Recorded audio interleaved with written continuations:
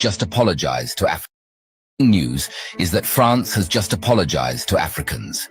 The question here is, how did they do that? And why are they apologizing? Many may say that they are apologizing because they have noted that Africa is waking up and Africa was their pillar. But that might not be the case. So how did this happen? It's not a long story, please let me explain. My name is Ontita Brandon, and welcome back to Teens Republic, the life-to-life educative channel. Before we continue, please subscribe to this channel. We promise you will have the best videos for you to watch and learn. The hypocritical apology by the French President Emmanuel Macron to Africa for the evil and the atrocities he said France, like Britain and their other horrible allies, committed against humanity and the people of Africa during the colonial and slave trade era was provoking and unacceptable. Such high level of hypocrisy he demonstrated in that deceitful speech he called apology tells the mindset of many Western leaders in their dealings with Africa. Let me say that Macron acknowledges the evil of his colonial forefathers' exploitation of Africa for France's growth, and acknowledges that injustice persists under his leadership. His apology to Africa was a deception causing disrespect and mockery of Africa. It is crucial to monitor this deception closely. The recent military coup in Niger exposed France's unethical role in Africa, as exposed by former African Union Ambassador Dr. Arikana Chihombori Kwao and Italian Prime Minister Giorgia Meloni. Meloni publicly criticized France and Macron's double-standard game in Africa, calling for the end of exploitation and freeing people to profit from natural resources. However, it is hoped that Meloni's concerns for Africa's freedom from France are connected to the struggle for control of Africa and its resources by the Western world. The mission of the white man invading Africa 1000s of years ago was to conquer, steal, exploit, and occupy the continent for his own development. All his deeds were centered only on what he could get from Africa and how to drain the continent for his sustenance. Everything he brought to Africa was evil and for his selfish interest. Sadly, his mission of exploitation centuries ago still remains the same today. The only change he altered was his strategy. While we all must condemn military coups, we must as Africans embrace the reality that the gathering of imperialists and the threat of military attack in Niger Republic by France, the US, Britain, and their conspiring allies are not for the interest of Africa.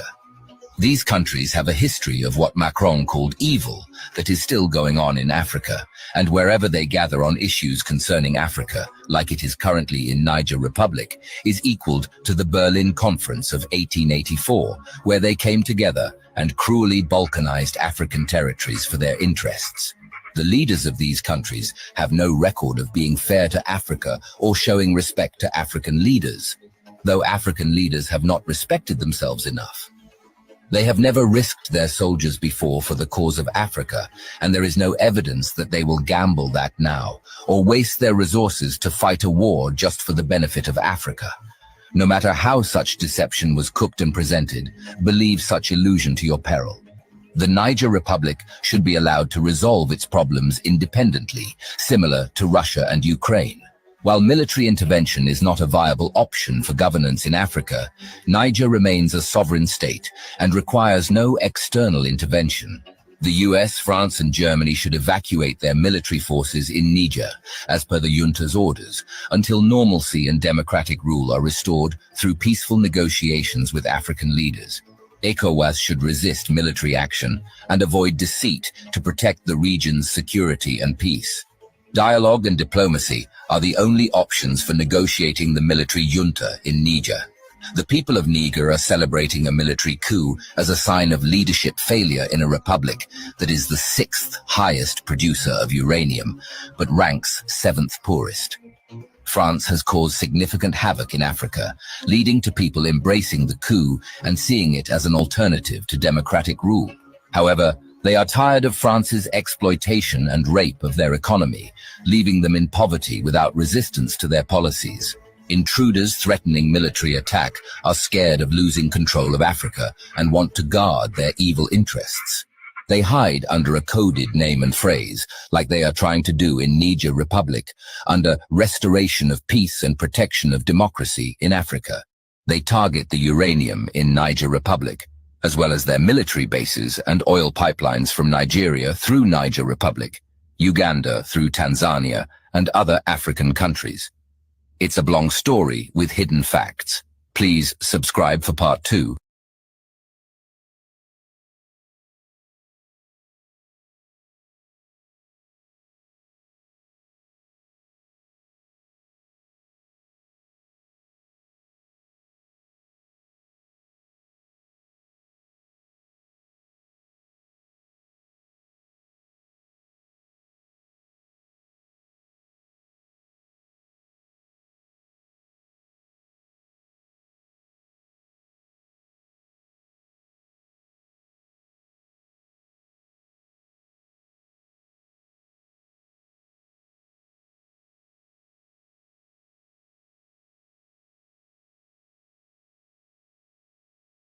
Are some news from Africa that you will not see in the mainstream media. The back of the brain of Africa is awake so much that the European citizens that used to reside there are currently being flown out by their governments. The mouth of Africa is also currently speaking up so much that the son of the sailing colonizer in South Africa that owned a Zambian mine near Lake Tanganyika is crying inside his Twitter toy. The eye of Africa, on the other hand, is still partially blind due to such journalists who are still twisting the African narrative for the colonizer. But all in all, 99% of Africans are currently very happy and highly energized by the ongoing revolution all over Africa. Indeed, nobody can prevent an ejaculation that is due. Here are some news from Africa that you will not see in the mainstream media. The back of the brain of Africa is awake so much that the European citizens that used to reside there are currently being flown out by their governments. The mouth of Africa is also currently speaking up so much that the son of the sailing colonizer in South Africa that owned a Zambian mine near Lake Tanganyika is crying inside his Twitter toy. The eye of Africa, on the other hand, is still partially blind due to such journalists who are still twisting the African narrative for the colonizer. But all in all, 99% of Africans are currently very happy and highly energized by the ongoing revolution all over Africa. Indeed, nobody can prevent an ejaculation that is due.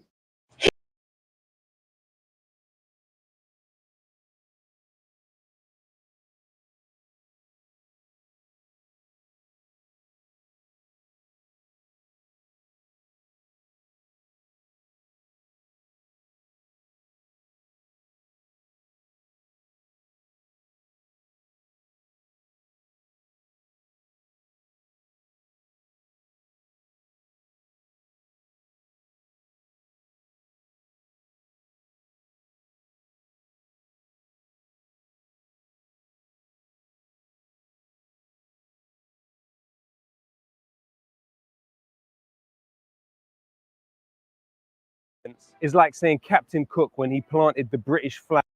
To say Israel has the right to self-defense is like saying Captain Cook when he planted the British flag in the Aboriginal nations of what would later become Australia was somehow self-defense of Britain. We are not living in a situation where Israel can be defined as defending itself. It controls what goes in and comes out of Gaza. It controls the electricity in Gaza. It controls the seas of Gaza. It controls the skies of Gaza. This is not about self-defense, and it never was. You are gaslighting the entire world, and we have had enough. This is not a battle between two equal sides. This is colonialism, settler colonialism in full effect. When you look at a place like Gaza, you are talking about 14 years of some of the most comprehensive sanctions that have ever existed in human history. Fascistic language, like putting them on a diet, or mowing the lawn has been used about them. 98% of the water is unfit for human consumption. When you look at the difference between a nuclear-armed, technologically advanced army armed by all of the great powers, F-16s, which are built by BAE Systems that bomb schools, to people where somehow they find a way to resist their situation, there is zero parity in this context. Numerous UN resolutions have affirmed again and again that Palestinians have the right to armed resistance to liberate themselves from subjugation. It is not the position of those sitting on armchairs in Britain to pontificate about the types of weaponry that resistance use to defend themselves when their very system is converged, wrapped up and entwined in the military killing machine which is targeting those people. So who are these combatants that Israel needs to defend itself from? A disabled man with his pregnant wife and their 3-year-old child who died in an airstrike in a Shartet refugee camp. 7 children were killed with their mothers by an Israeli airstrike. 11 of the children that were killed were already receiving treatment for traumas that they had suffered in the wars of 2008, 2009, and 2014. There are examples of families swapping children to spread the burden and the possibility that maybe some of their children might survive. The Israeli occupation forces have the registers of every single home in Gaza. The fact that they are able to call individual telephones and warn of strikes mean that for every single decision made to hit a home that leads to the death of children, women, and civilians, that the Israeli occupation forces knew. You see all of the kids around me? They're just kids. Why wouldn't you just send a missile to them and kill them? It's not fair. The right of children to live is what we are talking about here. The right of children to live. They've bombed the Palestinian Children Relief Fund's offices, cafes, bookshops, media towers, schools, but also health facilities. 22 separate health facilities have been significantly damaged, including the only COVID lab in Gaza. Several doctors killed in their homes, doctors who were working on treating an already battered population in the middle of a pandemic. It's clear that there is no parity of arms, but even if there wasn't, there's no parity of power. One side is the occupier, the other side is the occupied. One side has racist laws, the other side is subject to those racist laws. One side is able to control the freedom of movement, the other side has their freedom of movement controlled. One side is the killer and the other side is the killed. There is no equality of arms in this equation. It's a key understanding at the United Nations that decolonization is a positive thing and is the reason for most of the states of the world having independence. How is it possible that we seem to be more concerned about defending the right of a colonial, settler, ethnic cleansing entity to continue business as usual, which is besieging and ethnic cleansing, than we are bothered by the fact that colonialism still exists in 2021. The closer you are, the less you see. Colonial America to the Indians is the attitude of America to the blacks. How could you have done that? Didn't you see? The way that my people are settling Judah and Samaria is unfortunately coming at the expense of the Palestinian people. When you look at figures like Theodore Herzl, credited as the founder of the Zionist movement, their conception was very much a colonial project in the mirror image of European colonialism. There are 440 Israeli colonies in the West Bank, housing over 500,000 illegal settlers who are armed and have control over 80% of the water in the West Bank. There are 565 checkpoints where soldiers act with nothing but unaccountable impunity. Those settlements are deemed illegal by UN Resolution 2334. Who funds those settlements and where does the money come from? Well, Roman Abramovich, prior to receiving citizenship from Israel, moved $100 million from the British Virgin Islands to Elad, which is hell-bent on ethnically cleansing Sheikh Jarrah and has successfully ethnically cleansed many parts of Jerusalem. Who else funds Elad? The Clermont Family Foundation. It has funded the Center for Security Policy, led by Frank Gaffney, an organization which is also funded by Raytheon and Lockheed Martin. The Center for Security Policy gave the foundational work to Donald Trump for the Muslim ban. The Clermont Family Foundation also funded Middle East Forum, led by former employee of the Israeli Ministry of Defense, Greg Roman. Middle East Forum funded the Free Tommy Robinson campaign, and as a think tank were quoted 13 times by Anders Breivik following his massacre of over 70 people in Norway. Another organization that funds Elad is the Hertog Foundation. They also funded the David Horowitz Freedom Center, which employed both Katie Hopkins, big round of applause for Israel. Yes, come on, Israel. And Tommy Robinson. Palestine. Why would you support Palestine? The Hertog Foundation funds the Friends of the IDF and Middle East Forum. The Friends of the IDF had on their board Robert Shillman. Robert Shillman also funded Tommy Robinson. What we see here is an intertwining of interests between Zionist actors around the world who believe that their interests are served by not only funding violent settlement in the West Bank and a war against indigenous Palestinian people, but also pushing domestic Islamophobia within Britain and the United States. They are taking over our country. We're going to be under their rules, their laws. We have had enough. Free Tommy. Today we see raw fascism within the Green Line. Everything is the Jews, not a single piece for other people, only for us. And we won't give anybody else, just for us. We see Palestinian homes having red X's marked on them by settlers to be revisited later and targeted. There is over 50 different laws within the state of Israel that enshrine inequality between Palestinian citizens of Israel and Jewish Israelis. We see Palestinians being lynched. But what could have more adequately articulated the inhumanity and the racism than seeing young Zionist men in Jerusalem dancing and celebrating while seeing a fire stemming from the courtyard of Al-Aqsa Mosque. This fascism was foretold by Albert Einstein and others. If he was able to be clear about the fascism ahead, why is it today our freedom of speech is withheld from us? Between 2016 and 2018, 500 Palestinians were arrested for posts that they made on the internet, including children. How hideous is it for those well-paid, well-fed members of the British Commentariat who have complained for so long about cancel culture to pontificate about their own rights of freedom of speech, while Palestinian children and even children in this country who advocate for the Palestinian cause do not have that freedom of speech. Babies and children are getting killed for no reason at all in Palestine.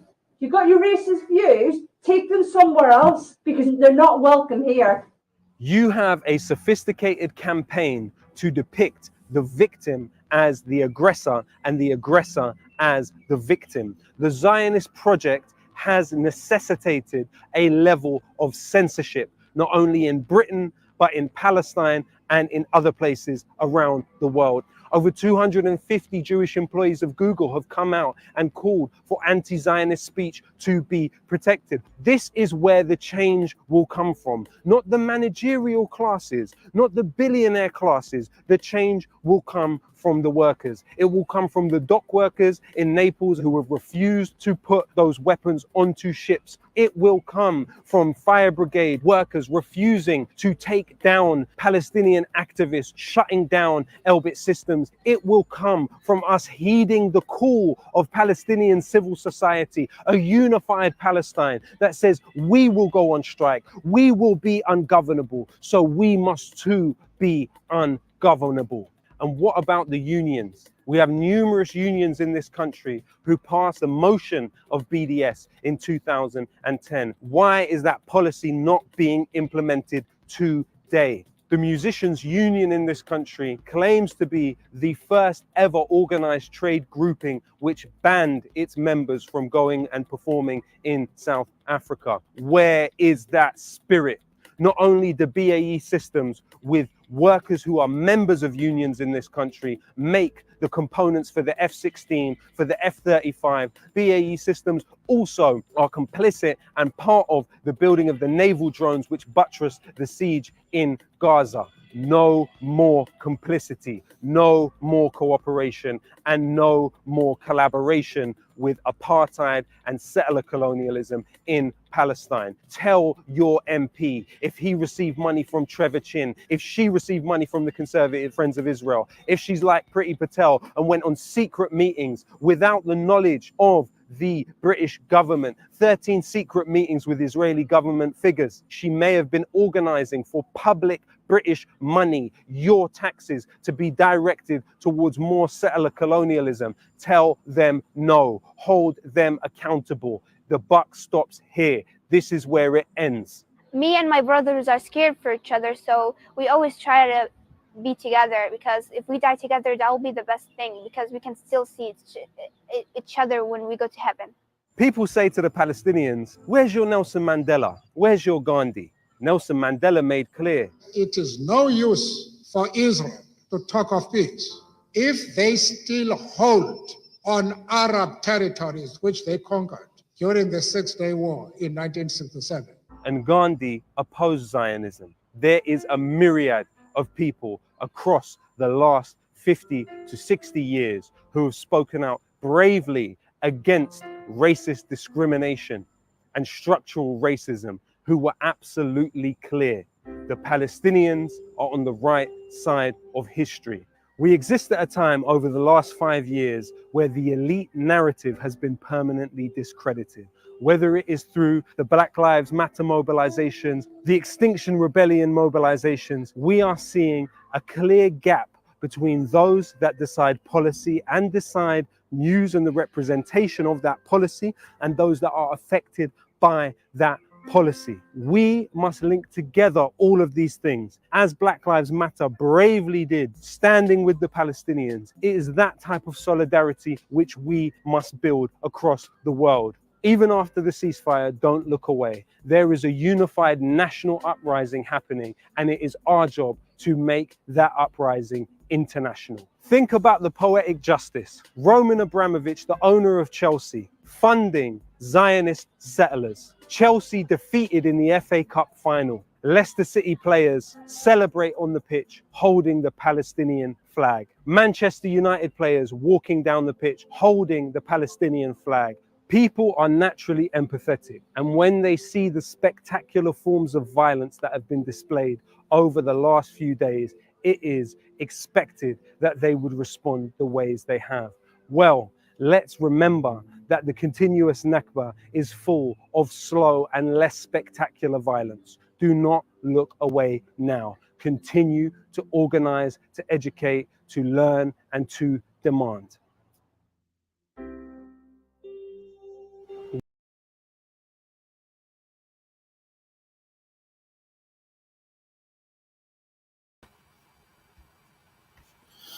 All right.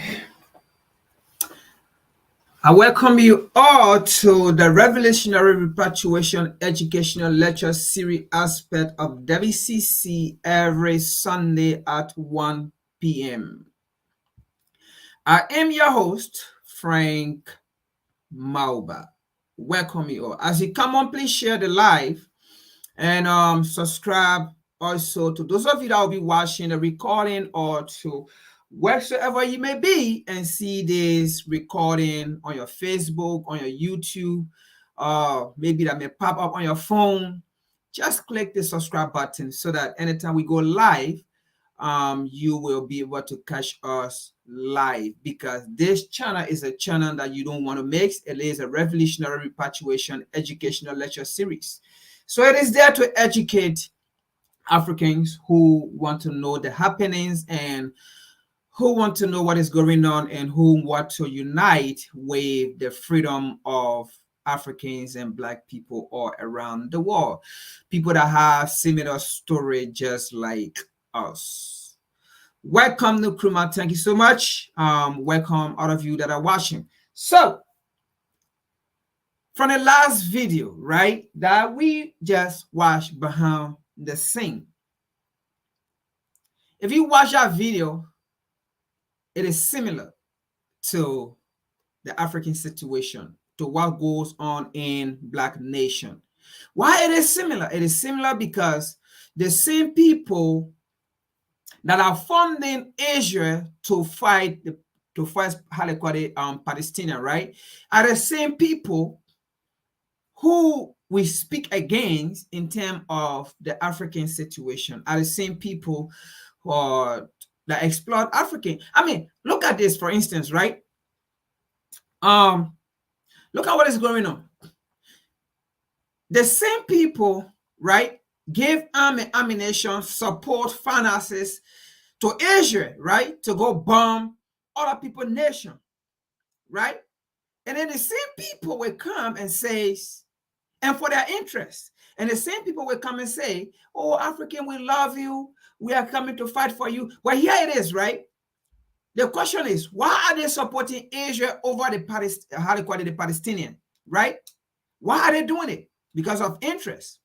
Because they don't want the Palestinian to rise up, right? It is the same way they do not want African people to rise up, because there is an interest, right, for them in Africa. And what is our interest? The interest here is to see Africa, how they call it, being poor, to see Africa being powerless, right? To see Africa well, she's not knowledgeable to manage her own resources, right? She does not have the technology know-how, you know, to extract and manufacture her own resources. All of those things to make Africa, how they call it, dependent on them. All right. If we are always in our stage, right, the Western world will always be in a stage of great economic power, because they use our situation, our circumstances to exploit us. That's what our story with those of the rest of the world that are being exploited by the same people are the same. Okay? If the United States or Asia or UK can train people in Africa to be removing governments, are they not capable of funding the terrorists? I mean, you gotta be asking this question. If the United States the United States came out and she confessed that they train people in Africa to remove government who are not in guideline of the United States policy, of Europe policy, of the West policy. So they train people, right, to remove those government, to carry a coup against those government. If they can do that, why do you think they are not the ones supporting the terrorist activities on the African continent? All right, so today's topic, it says, is Kenya a bit of US, EU, UN, Canada proxy conflict, war in Haiti? Is Kenya a bait to be used as a bait by Europe, by UK, by Canada, by the United Nations in Haiti? And the next one to talk about is President Nana Akufo-Addo, the president of a great nation, the president of a nation that believes in the unity of Africa, a president of a nation that solely focus on the unification of Africa, a nation that once upon a time, 8 great leaders said, the independence of Ghana is meaningless unless all Africa is free. Unless all African nations are free. Unless the children of Africa are independent. That nation today, it is being led by a sellout called President Nana Akufo Addo. Now, the Haiti story is going to be the last story. And President Nana Akufo Addo's story is going to be the first one. Now, let's go to a video. And I chose this video because I love the energy of the gentleman in that video. All right, that's why I took that video to add it up what he said in that video. I love the energy. I love the fact that the youth, whether on the African continent or out of the African continent, Black people, African people, I love the fact that we are awake and we are speaking up. I love the fact that we don't have to go to listen to BBC or to listen to CNN or to listen to ABC. All those are all neo-colonial or colonial media that does not want to see Black people, African people rise up, but rather they portrayed a negative narrative that will make the colonizer to be the god of the world. Let's watch that video and then we get into what we mean by Nana Akufo Addo is a sellout. Just because he came out to say, oh, you know, it is time for Europe and America to pay reparation. You know, the crime for the crime they committed. But we're going to explain that follow.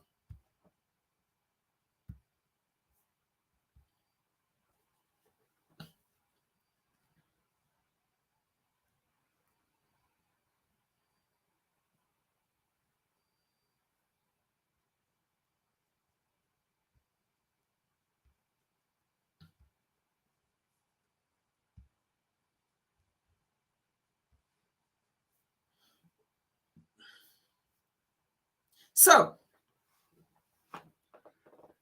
before I start with the video, right? Nana Akufo Addo actually traveled to the United States to meet the American government. And you know what's sad about it? Nana Akufo Addo traveled to America as a president, right? But did not meet his counterpart, did not meet Joe Biden. He met with Anthony Blinken. How can a president bring himself down, come down low just because he met a white man? How can Nana Akufo Addo, a president for a country, bring himself down low? Nana Akufo Addo believed that without America, Africa cannot be free. Africa will not be liberated. But the question then becomes who are Africans fighting against to be liberated? Who are Africans speaking against to be liberated? Who are Africa province? So if you are coming to the white man, if you are coming to America, right, to fight for Africa, to fight for African people, who is America going to fight against? When African people are fighting against America for a behavior, and you come to America asking America to go and fight for African province, how can you go to Great Britain or England or Europe and ask them to come and fight for African province when they are the province? Nana Akufo Addo came to America, brought himself down low. You see, and this is why the European nation, American government, American leader, they do not respect African authority. They do not respect African authority. And I don't blame America if America do that. I don't blame Europe if Europe do that. It's because of the African leaders. Some of the African leaders who do not know their position, who do not know who they represent.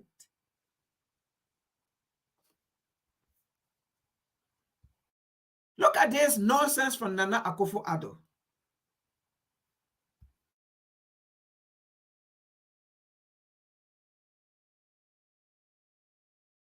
Has now entered into an arrangement.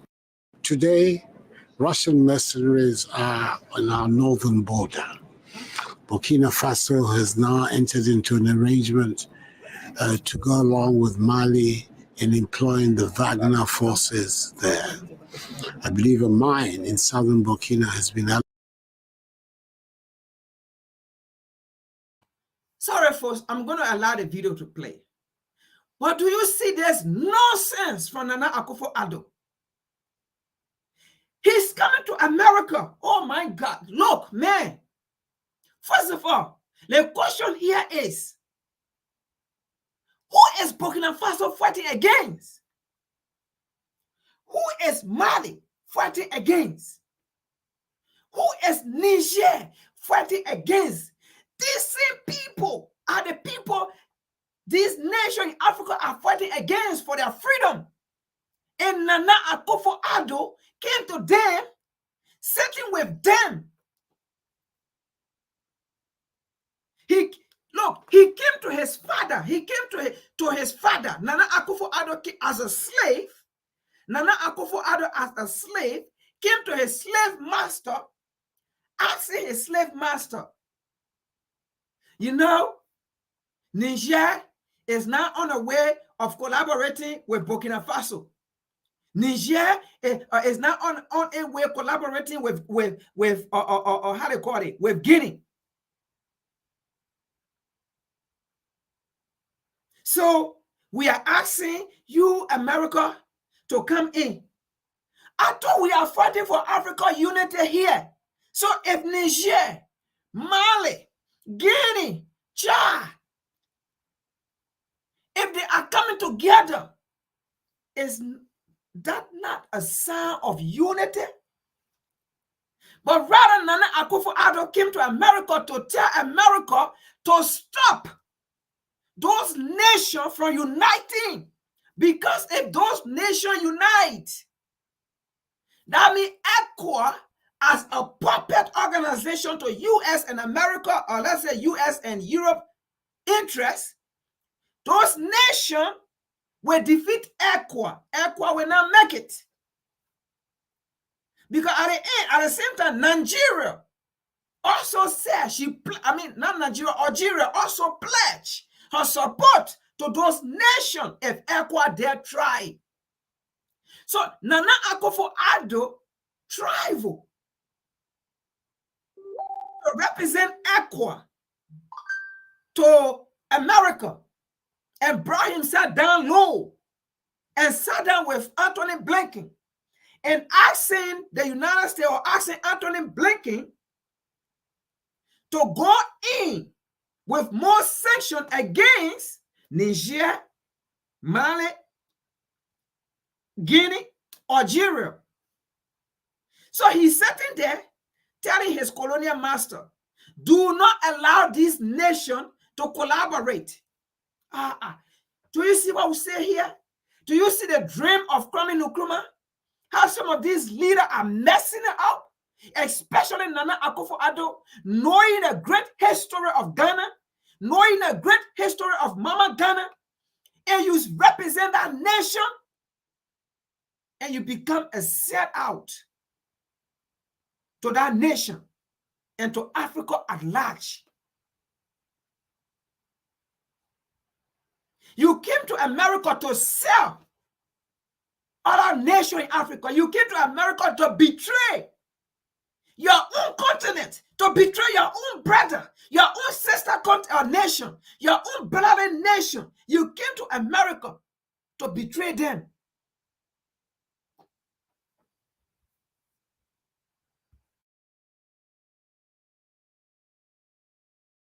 allocated to them as a form of payment for their services. This video, the Ghanaian president Nana Akufo-Addo was caught live on camera selling out other African leaders for money. So I want you to watch the full video and I'll come back to explain. Watch the video to the end, guys. Share, like, and comment. Greatly appreciate the peacekeeping contributions that Ghana makes, but also just more broadly, your own leadership for peace, for security, for democracy. Many challenges, but we're grateful to actually be facing them together, and really pleased to have you here this week for the summit. So thank you, Mr. President. Appreciate the time. So, Mr. Secretary, thank you very much. We'll just thank the American government for the invitation to participate in this summit. I think it's a summit that's been long overdue. I believe it's the second. The last time was, what, over 10 years ago. Today, Russian mercenaries are on our northern border.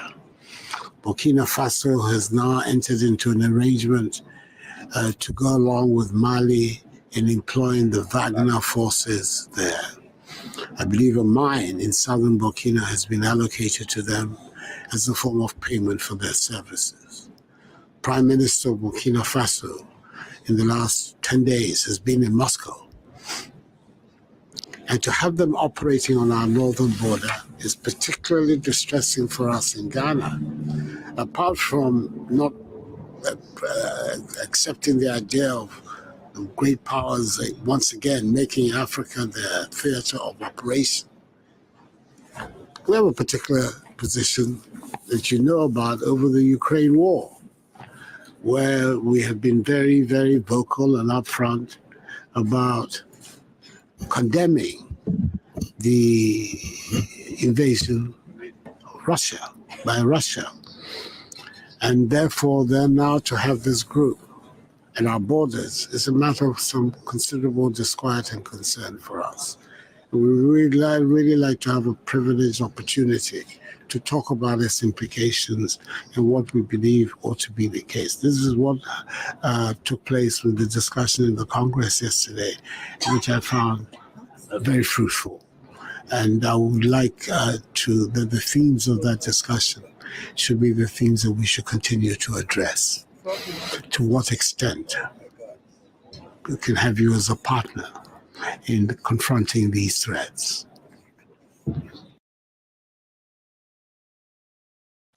So hold on, I got a quick question here, right? So folks, those of you that watch it and those of you that watch the recording, let me ask this question. Now, and some of you that have been preaching, oh, Nana Akufo-Addo talk about he spoke on reparation. Do you believe, now that you have seen this, do you believe that Nana Akufo-Addo truly spoke for you to receive reparation? Or he just added that in his speech to make his speech look great? Or he just added that in his speech so that you can talk against him, so that, after that UN summit, people will talk, because they know that after that summit, they know that African leaders will be checked. They know that we will check them one by one, their speeches, what they gave them. So could it be that he put that in his speech to make him look good? To say, yeah, Nana Akufo-Addo spoke. Yeah, he's standing for us. But the question then becomes, how can you say that and then come back? Or how can you have this kind of plan and then come and tell us you went to the United Nations to make sure America pay reparation? Because you know when America pay reparation, you know what's going to happen to their economic budget. When England pay reparation, you know what's going to happen to their economic budget. So how can you be asking for reparation? Or how can you be talking about carrying the United States to court for the crimes she committed against African? Or carry England or Europe to court for the crimes she committed against African? But at the same time, you are standing there asking the same United States to go solve Africa problem.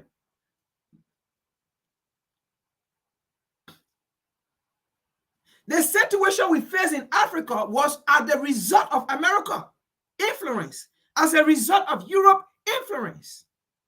The same thing you went to the United Nations for, and you said America should pay reparation.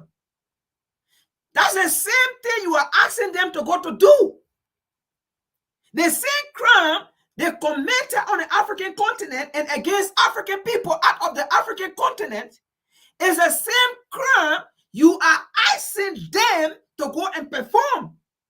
So how can they pay reparation when you are asking them to go and perform the same crime?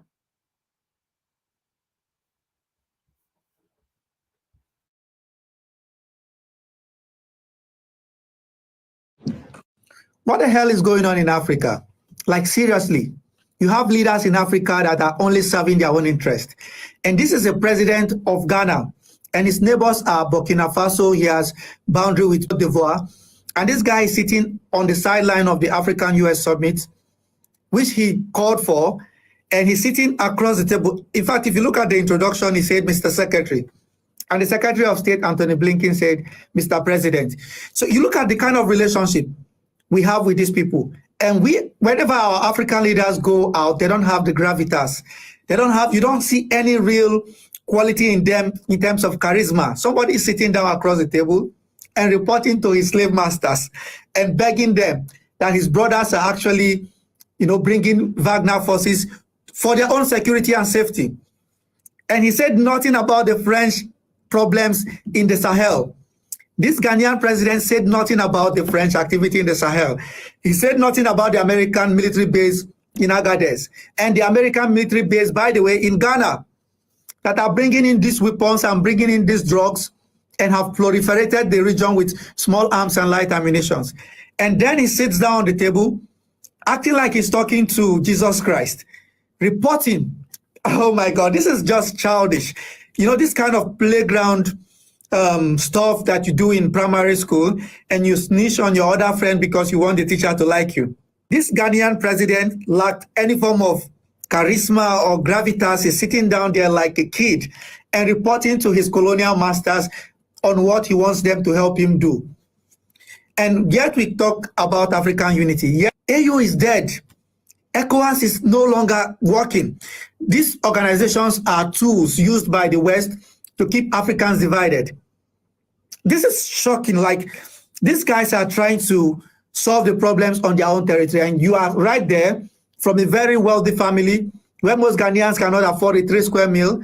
You are there discussing and talking about democracy in a country where you have so many people living below the poverty line. Even across the border in Nigeria is the same thing. So, and people are surprised why Tinubu wanted to invade Niger to hand it over back to France so that France can keep it as a slave colony. We don't have freedom in Africa.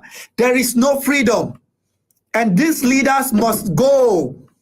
People call it military coup. It's a revolution. If it comes from the people, like what happened in Niger, it is acceptable. But the military coup that happened in Gabon, the French did not say anything about it. The Americans did not say anything about it. And the Ghanaian president has the guts, he has the balls to sit across the table with his not so equal, because that is the Secretary of State of the United States of America. And you are the head of state, sitting down like a kid and reporting to the Secretary of State of America that the other kid stole your pen. I mean, you guys can agree with me or disagree with me. Whatever you think, just write it down in the comment section.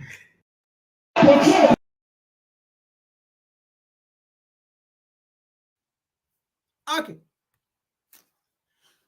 That's the first aspect of Nana Akufo-Addo, right? Now, as an elderly man, because Nana Akufo-Addo is one of the oldest presidents among the African president, all right? That is, that somehow we will say actively functioning, because some of the African presidents, like the president of Cameroon, Paul Biya, he's actually older than Nana Akufo-Addo, but Paul Biya is not even functioning, all right? He's still the president, but he can't function. He can't even reason. All right.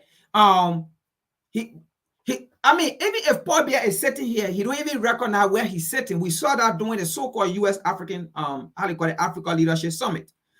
We saw that.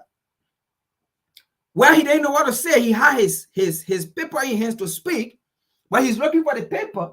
And they were telling him, it is your time to speak. You have the paper in your hand. But he's there, eh? And he couldn't understand why he was there. All right? So such leader, America wants such leader in power. Europe wants such leader in power. Because Paul Biya been there for over 45 years. Okay? And America will never talk about democracy in our region because Paul Biya is the president for America in Cameroon. Paul Biya is the president for France in Cameroon. Paul Biya is the president for Europe in Cameroon, but not for the Cameroonian.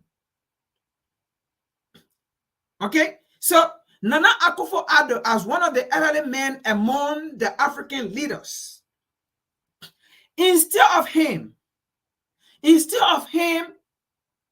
calling African leaders to dialogue, to talk about peace and security, about what to do in the neighboring country for the interests of Africans. But no, Nana Akufo-Addo left it and came to Europe, came to America.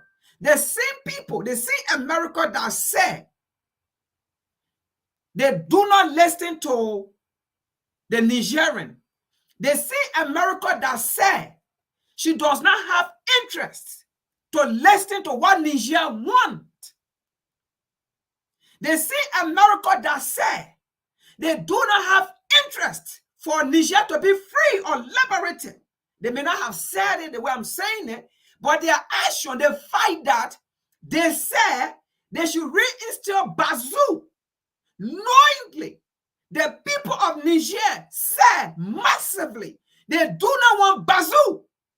That alone means that America is against the interest of the people. That alone means that America has spoken and said they don't care about the suffering of the Nigerian.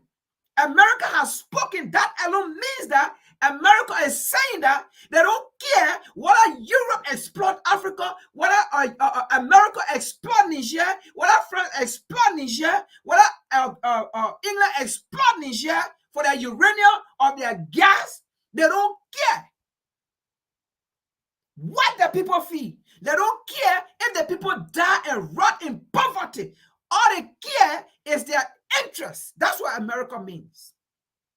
Then I dare you, Nana Akufo-Addo, how can you come to such people to tell them? First of all, do you understand the reason why Boko Haram is, not Boko Haram, but the Wagner groups are there? Did you go and ask the Nigerian while the Wagner groups are committing crimes or what the Wagner group are doing? Did you go there and find out? When yesterday the French army were killing innocent Nigerian, Malian in our region, did you speak against them? When the French army was slaughtering and shooting and killing the people, Nana Akufo-Addo, with your so-called useless ECWA and AU, did you speak against them?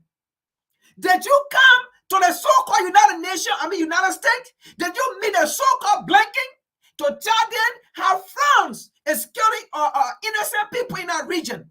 Did you tell them? Did you tell them? Instead of you to listen to the Africans, to listen to the Nigerian, you represent a great nation, a nation that believes that even if Ghana have freedom, but as long as the rest of the other nation does not have freedom, Ghana is not free. And that is the motto. That is the underlying funding motto of Ghana. And you represent our great nation. But today, you are putting our nation in shame. If people do not understand the history of Ghana, they might start disliking that nation. But we will not, because we know what our nation stands for, what it stood for, and what it have fought for.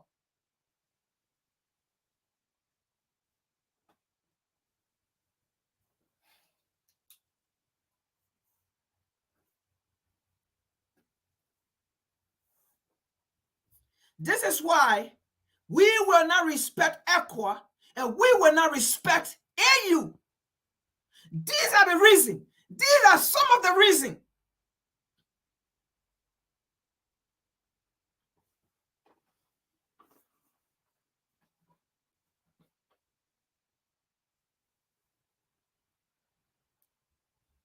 And let's see why Nana Akufo-Addo even went to make that statement. This is what Nana Akufo-Addo hates. Nana Akufo-Addo wants to see African planner. Nana Akufo-Addo and the rest look like him, that think like him, want to see Africa be in captivity, want to see Africa resources being looted. Nana Akufo-Addo does not mean any good for Africa. This is what he want to see.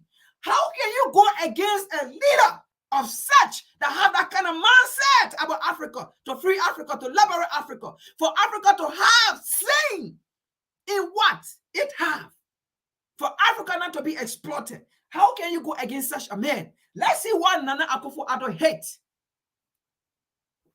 But he loved his colonial master.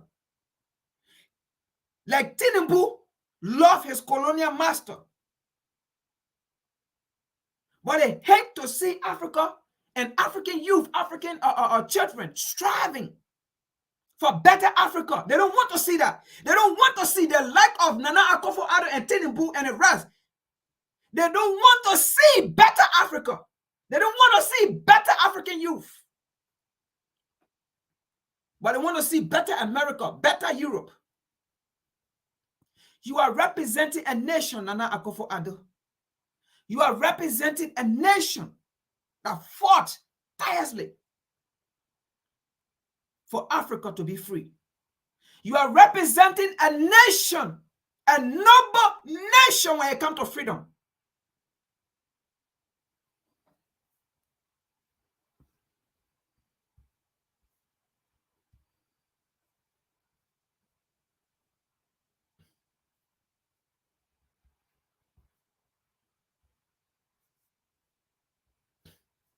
This is what Nana Akufo-Addo hates. He don't want to see on the African continent.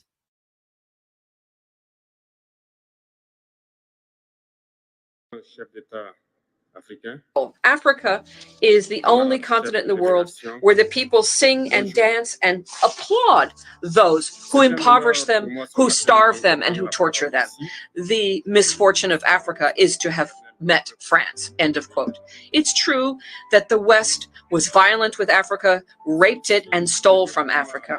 So what is our share of the responsibility in all of this as African leaders? Is it not us, the African leaders, who have abandoned our identity? Our names have disappeared in order to make way for other names that do not match our realities. We need to reconquer our own culture and take ownership. And that's why today people try to make us believe that our values and our attitudes are not natural and are not part of freedom, and that there will never be a question of homosexuality for us. Let me repeat that. Homosexuality will not take root in our countries. Mr. President, now what's just been described are very unfortunate labels used by the UN that can be summed up as follows. 1.2 million people who are in the depths of poverty, $2.2 billion of the United States money invested in weapons, 20 times the budget of the United Nations invested in the nuclear.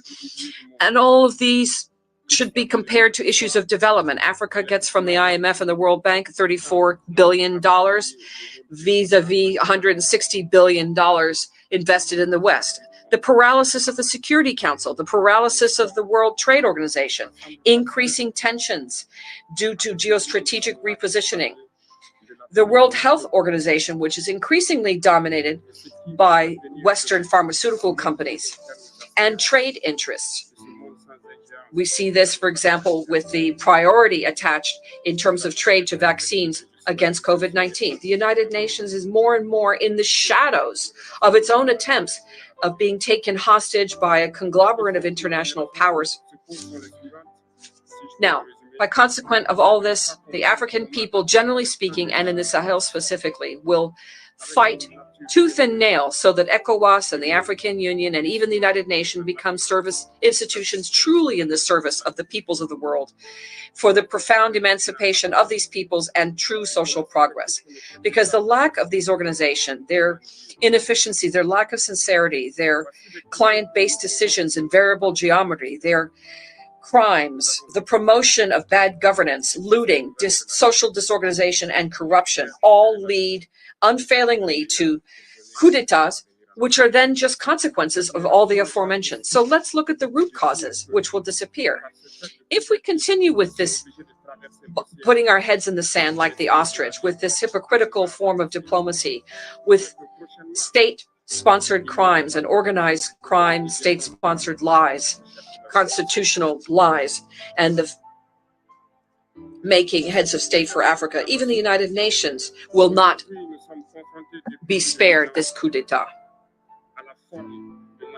In this regard, and in order to take our destiny in our own hands, Mali, Niger, and Burkina Faso signed the Partnership of the States of the Sahel, which is abbreviated as the AES.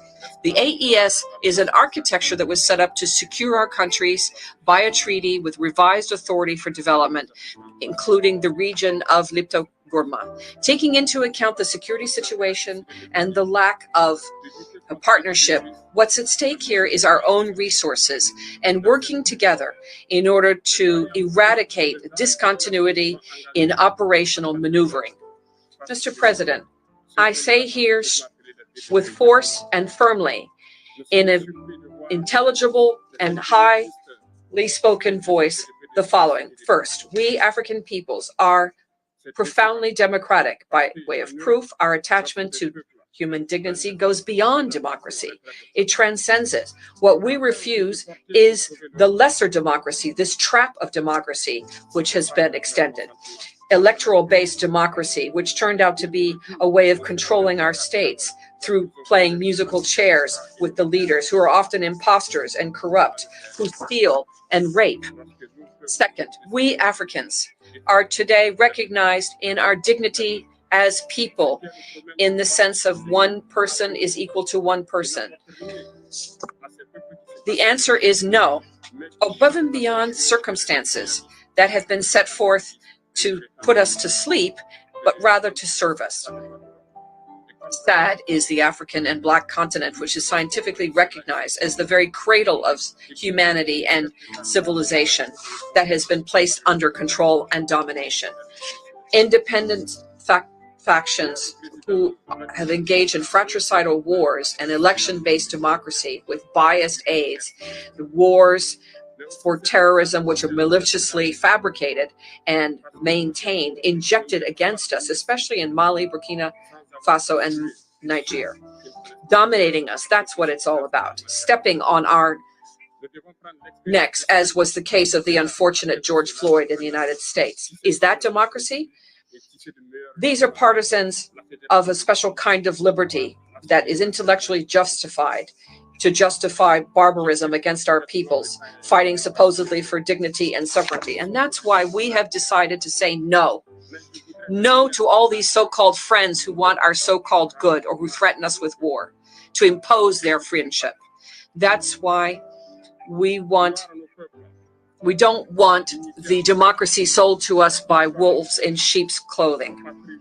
We need to provide adequate leadership for our people so they can seek their own happiness, for the full emancipation and true social progress for our people, be it economic, social, cultural, or security development. Third, the African people, generally speaking, and in the Sahel specifically, have discovered the chains of economic security, social, cultural alienation that have materialized in secret agreements with France, where they committed to break their true emancipation. This includes, amongst others, the colonial debt.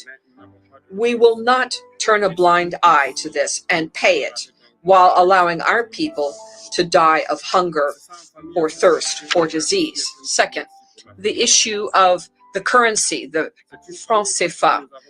This is called the franc of the French African colonies. This is not African property. Legally speaking, Property is the right to be able to dispose of something in the most absolute way, according to Article 544 of the French Civil Code. A patent is therefore held by France on the currency, the French CFA, and therefore it is the property, but it's the property of the African Francophone states. And what's amusing here is that the bills are produced by France for West Africa, and they're different from those of Central Africa, even though it's supposedly the same currency. The same document recognizes the French CFA by Decree 45 of the 26th December 1945, and it was signed, this legislation was signed by Charles de Gaulle, president of the temporary French government, René Pleven, Ministry of Finance, and Jacques Sousnel, the Minister of Colonies at the time. Next, the priority and interest for French companies in bids for public procurement and public offers. And finally, the exclusive right to provide equipment and military equipment and other types of military officers in colonies. If we ignore that these coups d'etats are often the result of bad governance and constitutional maneuvers in order to provide additional mandates, that will always happen. We need to be lucid about this and root out the real causes and require respect of democratic rules and virtuous governance. 5, the African people don't have a problem with the French people. It's rather French policies and politics we have a problem with, the condescendence. That's what we reject. Refusing an ambassador to Niger is a violation of international law, especially Article 1 and 2 of the Vienna Convention, paragraph 9, on diplomatic relations of 1961. By deciding to refuse artists from Burkina Faso, Mali, and Niger in France, that is a serious undermining of cultural wealth and refusal of recognition. An artist is a psychic doctor, even at long distance. By declaring them, we do not want to have people unemployed, migrants and thieves and so forth in France. We do not want the looting, the cynical looting of our resources. What we want is a sincere recognition of our peoples throughout the world, which includes Burkina Faso, Mali, and Niger, that we should be accompanied in this difficult time on our path towards full emancipation with expression of dignity, honor, liberty, equality, prosperity, justice, and then, of course, peace. Given the situation currently in Burkina Faso, the Burkinabe government has implemented vigorous action to adopt a new development plan, the Action Plan for Stabilization and Development, with 4 main pillars of priorities. First, to fight terrorism and restore territorial integrity. Second, response to the humanitarian crisis. 3, restore the state and improve governance. And finally, national reconciliation and social cohesion.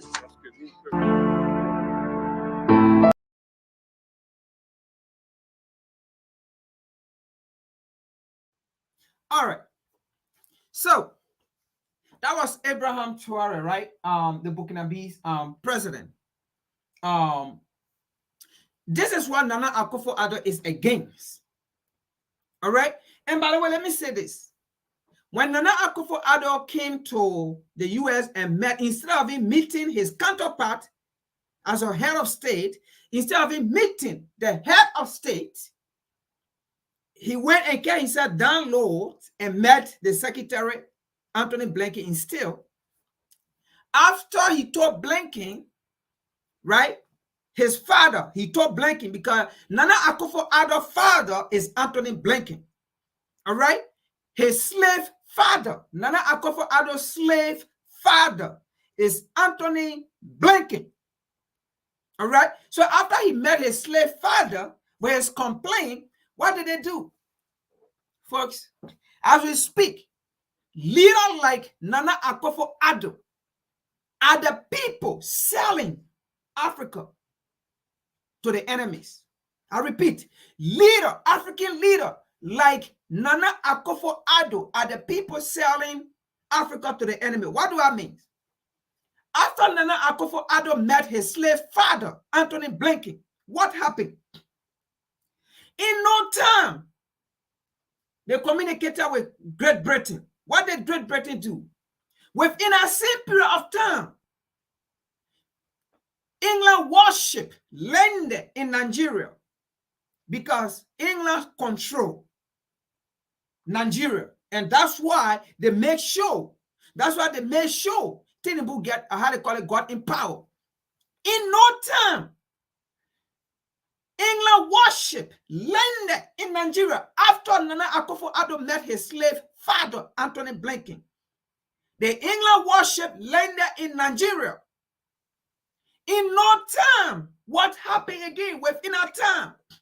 America, that already controlled Liberia, America have a grip on Liberia, although they did not like the current president of Liberia because he's not a president that was educated, by the West, or that have Western education to that extent to say, you know what, we're going to educate him on, and then they put him there. No, he came in power by the masses of the people, by the demand of the people, all right? And he grew in poverty, okay? He grew in poverty and made his money without the influence of politics. He made his money without the influence of America, okay, with the war elite. He made his money without that. He made his money through soccer. So then what happened? They know that through soccer, right?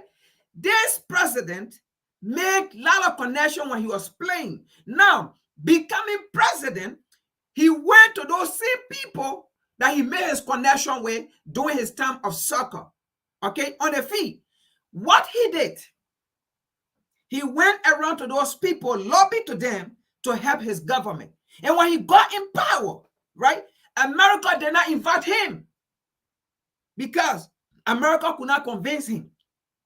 Because before America put somebody, before America support you as a president, that means they were supporting you before you became president. And once you become president, they call you over for final, a ceremony of what you are there for or what they put you there for, right? So they did not invite this man because they never had a talk. The opposition now they use it and says, now I'm deviating a little bit, right? But it's a fall within it. I'm coming to what I want to say. Opposition fall within it and say, yeah, America does not even like you. That's why America did not invite you to come to America. This country does not like you. America don't show love like that. If America show you love, then that means they already have influence over you. That's not love. Now, with the level of connection outside this man have, and this man now even have time for America. Whether America call him or not, he kept doing his things for his people, right? Now, during this whole time when Nana Akufo-Addo came to U.S. after the British warship arrived in Nigeria, and then what happened within that same time? The United States called on this president to come to the U.S. Now he came to the U.S., they took him in Virginia, okay, where they have the CIA base or whatsoever, headquarters. They took him in Virginia. What did they take him there for? They took him there to let him know that, look, Mr. Man, we know you are carrying on strategic development within your country. We know, all right, you have connection. You are using your soccer connection to do what you want to do in your country. All right, we know you have China support. But there was one thing America made sure. What was that? Liberia is one of the nations in Africa that have a deep sea coast that can, withhold a submarine. And like America's submarine is within Liberia. Because Liberia is the nation that America uses to have influence on the rest of the African nation. The day Liberia rise up and said, look, we do not want that nonsense. We don't want no colonial influence. That would be it for America. So that was what he was called here for, because Great Britain had to secure her side of the colony, right?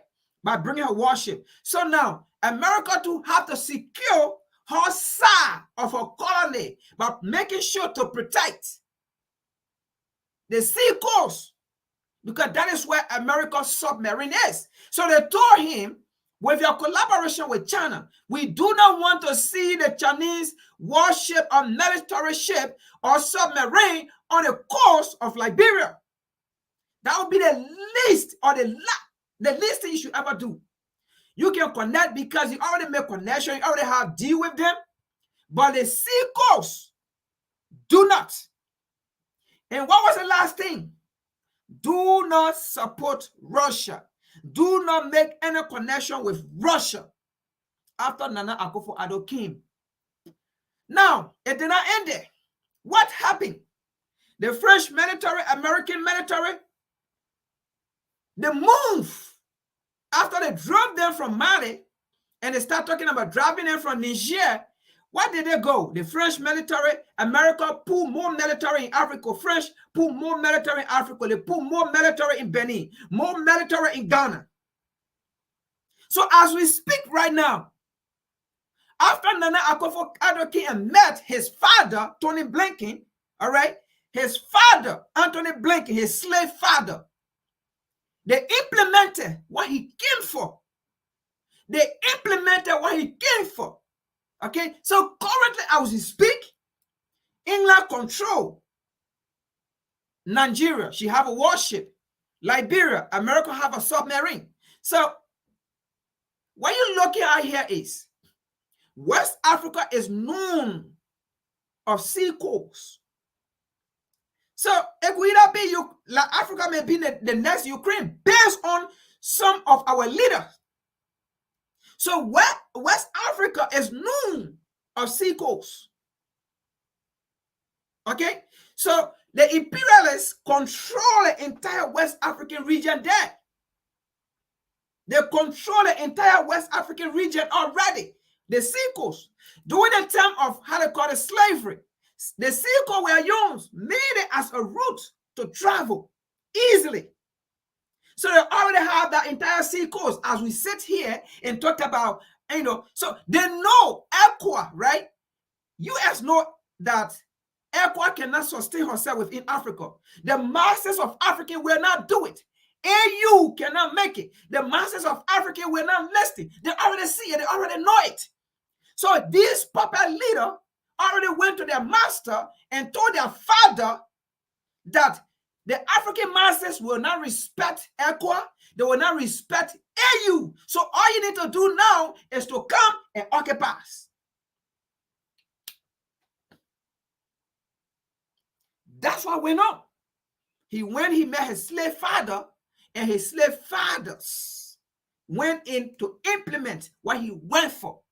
These are the kind of leaders. But if the thing here is, if Kwame Nkrumah, this is my message to Nana Akufo-Addo, if Kwame Nkrumah was alive, Kwame Nkrumah could have supported. Kwame Nkrumah could have supported the Malian government, could have supported the Nigerian government, could have supported the Guinean government. Kwame Nkrumah could have supported the action that is being taken in a part of Africa. Kwame Nkrumah could have supported it. Kwame Nkrumah could have supported how they call it, Niger, Guinea, Burkina Faso, and Mali collaborating for one common interest. Kwame Nkrumah could have supported it, and I believe Kwame Nkrumah could have been part of that unification. So you are letting the dream of Nkrumah to be wasted.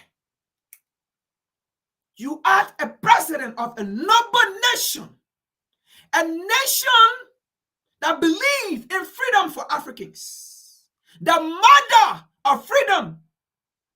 The mother of freedom. You are representing that nation. But you hate freedom. You hate African freedom. Let's see another video what Nana Akufo-Addo hates.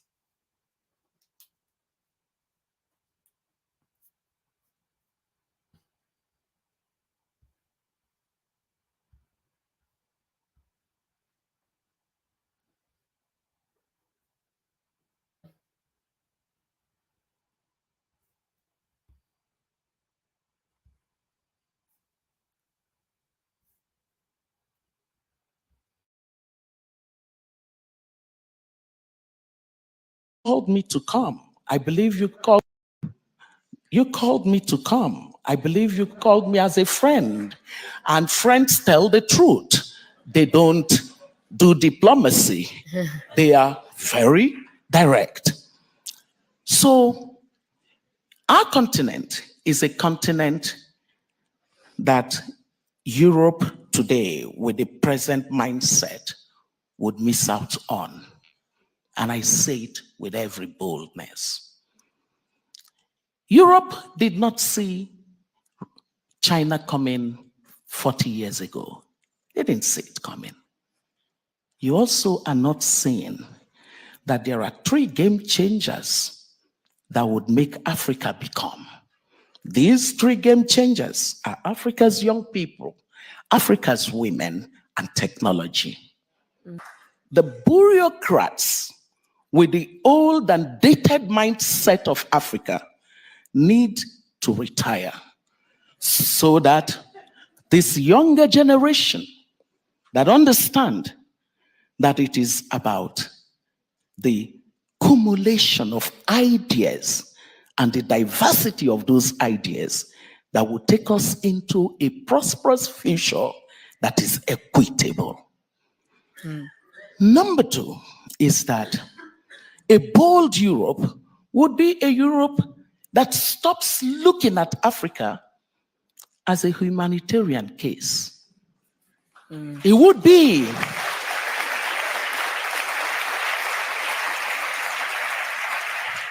a bold Europe would be a Europe that looks at Africa and sees the possibility of a contiguous zone of prosperity and stability. Not a Europe that makes immigration the heart and mind of its relationship with Africa. It would be a Europe. A bold Europe would be a Europe that sees Africa as a business case. A Europe that does not ask me as an African, what do you think about the Chinese? Why? You are Africa's proximate neighbor, and you're worried about a country that's how many nautical miles away from your neighbor. You have to be asking yourself, what did we get wrong?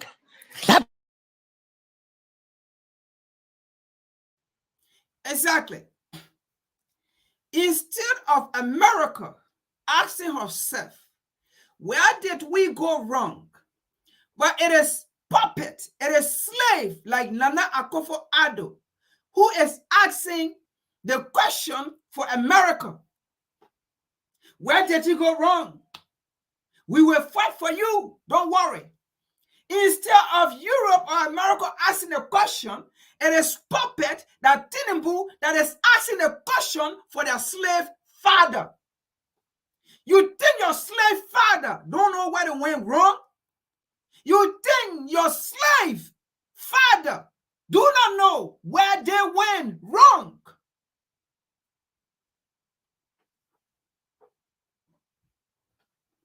Now,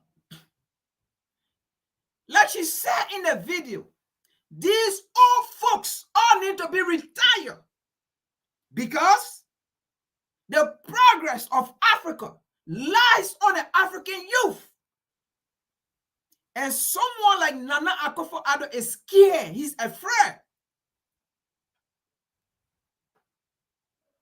So he has to come to his slave father to ask him to fight for him because they're not fighting for Africa. Because first of all, the plundering of Africa is caused by Europe, and America.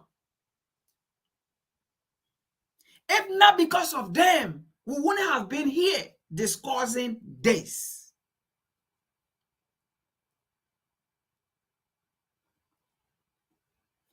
Let's see another thing what Nana Akufo-Addo hates.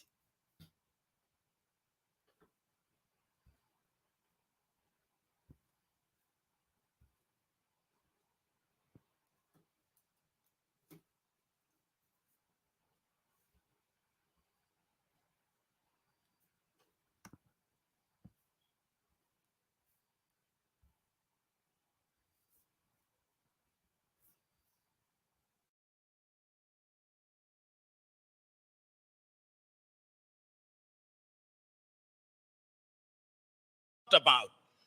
But Africa sometimes judges ourselves very harshly and with a jaundiced sense of history. And we often forget these very important and immortal words of John Henry Clark when he said that all African countries, upon regaining independence, started to conduct their affairs on the basis of systems of governments that were borrowed from Europe, and that none of them will ever succeed on the basis of borrowed systems. And as if he were a Jewish prophet, he is being proven right on a daily basis. Because whenever we in the African countries think that we have identified the problem and that we have identified the antidote, when we apply the antidote, new wounds appear. That has been the state of Africa, and that continues to be our state. And therefore, when we judge Africa, we must ask ourselves, from whose lens are we judging Africa?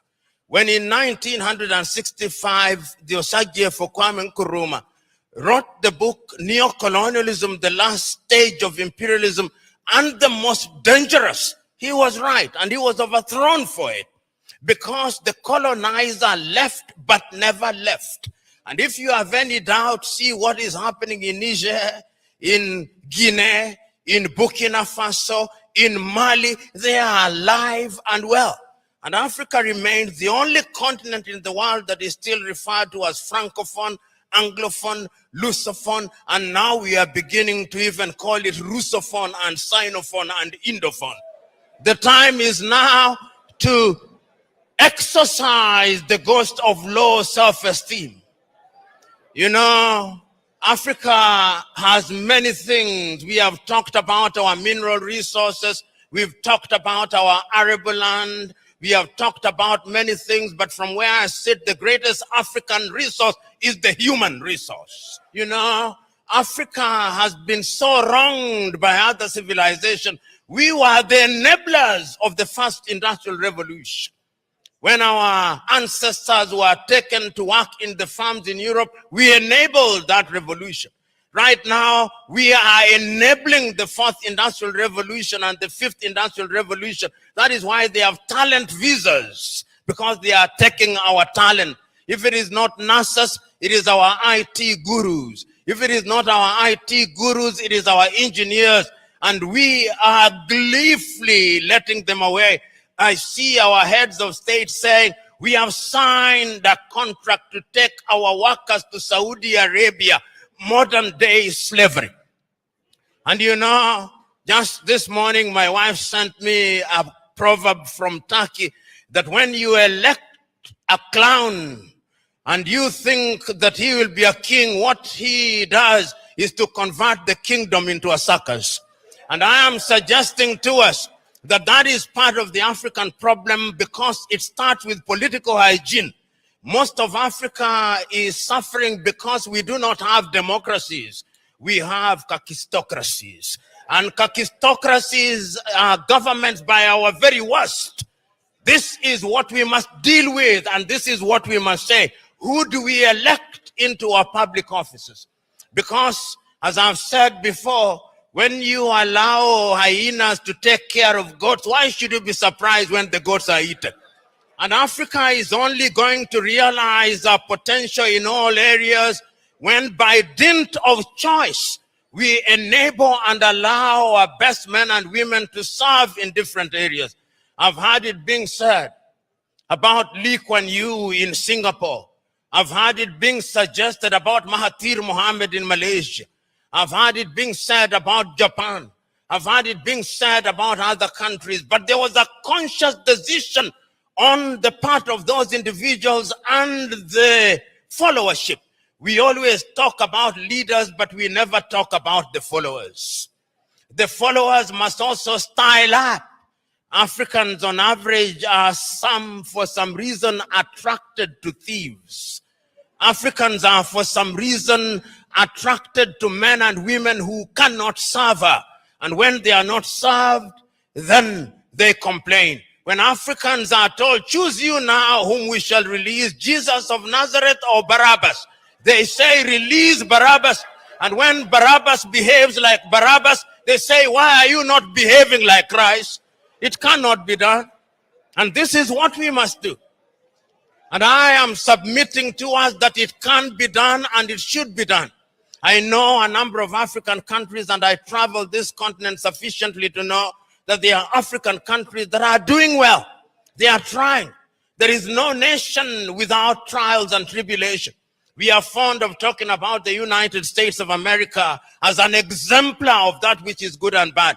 When they said in 1776 that they held certain truths to be self-evident, that all men were born equal, that they were endowed by their Creator with certain unalienable right, that among those who are life, liberty, and the pursuit of happiness, were blacks included? No, they were not.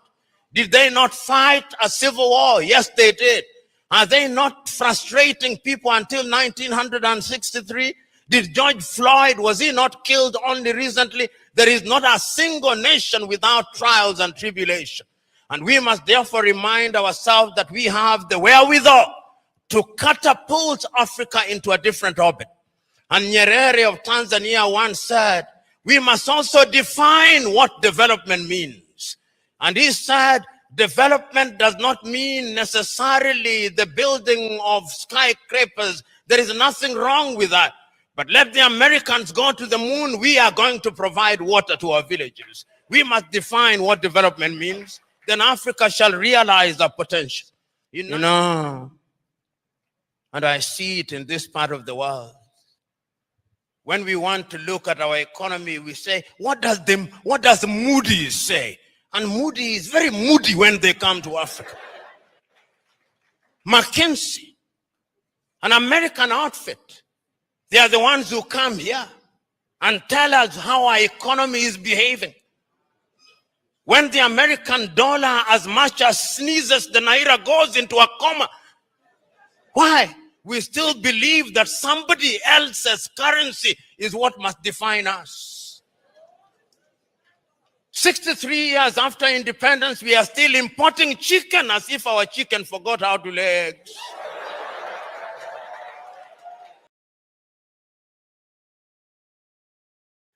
All right, I gotta stop it because we gotta start to discuss. But again, as you heard, right, what Professor Lumumba, said in that video.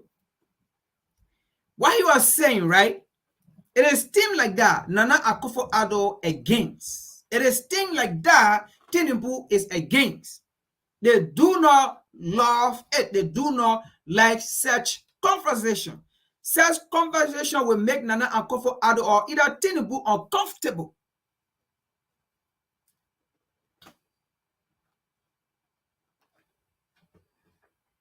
So Nana Akufo-Addo and the rest like Tinubu, okay, these are the people we have in Africa who represent Africans, but do not implement policy, do not implement the interests of Africans, but rather they implement the interests of their family and their father slave.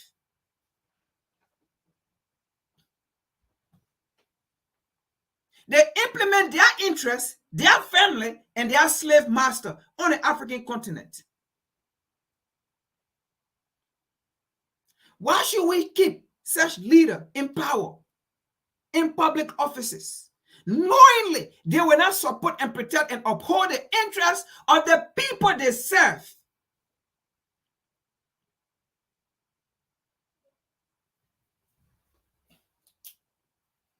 Well, let's stay here. Let's see what the Liberian president said about ECOWAS.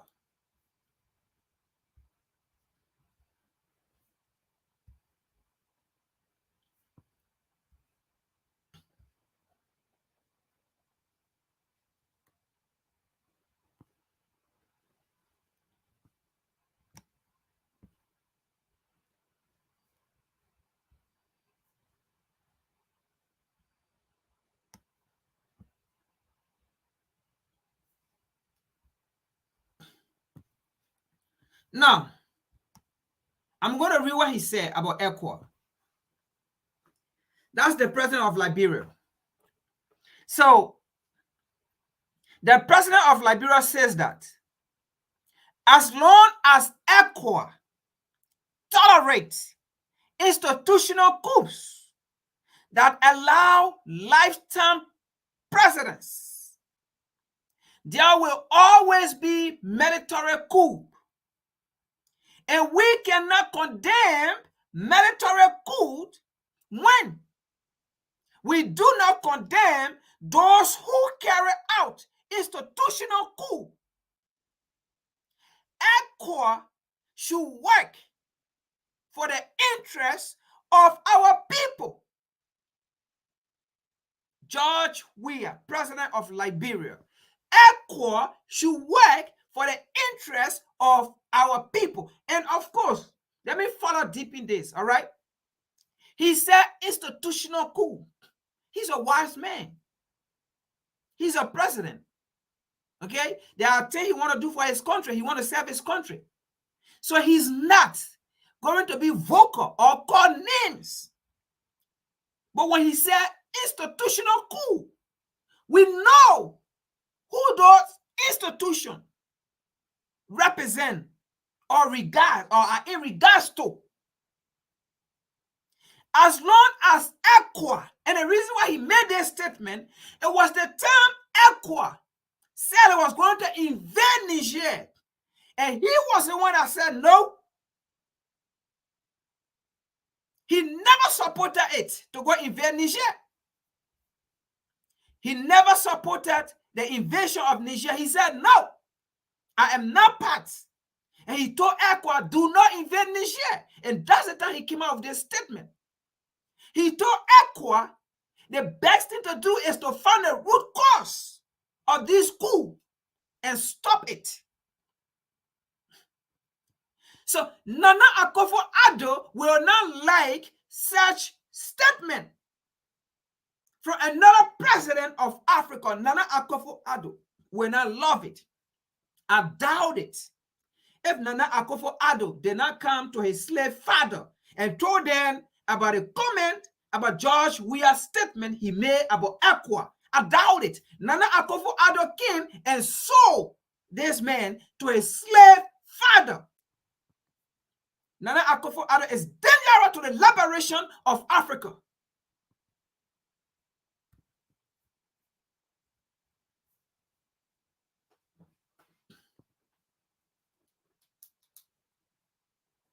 Now, why they support the interests of their colonizer, of their father, right? Let's see this. These are the same people that will say China is this, Russia is this, right? But let's see a response from the CIA about invading Africa or invading other people's nation. Let's see the response of a CIA. And this guy is sitting and he's laughing. He loves it. The fact that they go and invade other people's country. The fact that they go and kill other people. The fact that they go and how they call it, strangle other people and exploit other people. He loves it. And you see him laughing. He's proud.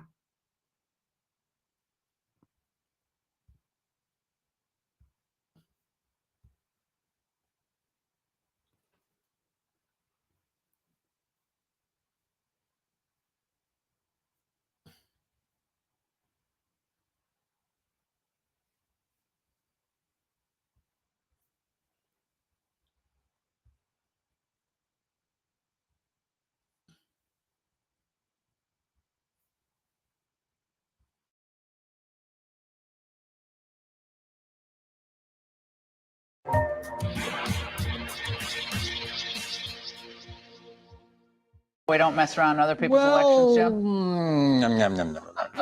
The Russia hysteria that has taken hold in the United States has fixated on troll farms and Facebook.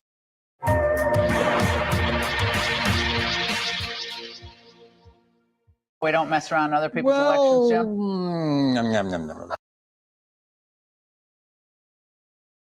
So you saw his reaction in the first place when they asked him, so you don't make in other people's election or affair, right? He said, no.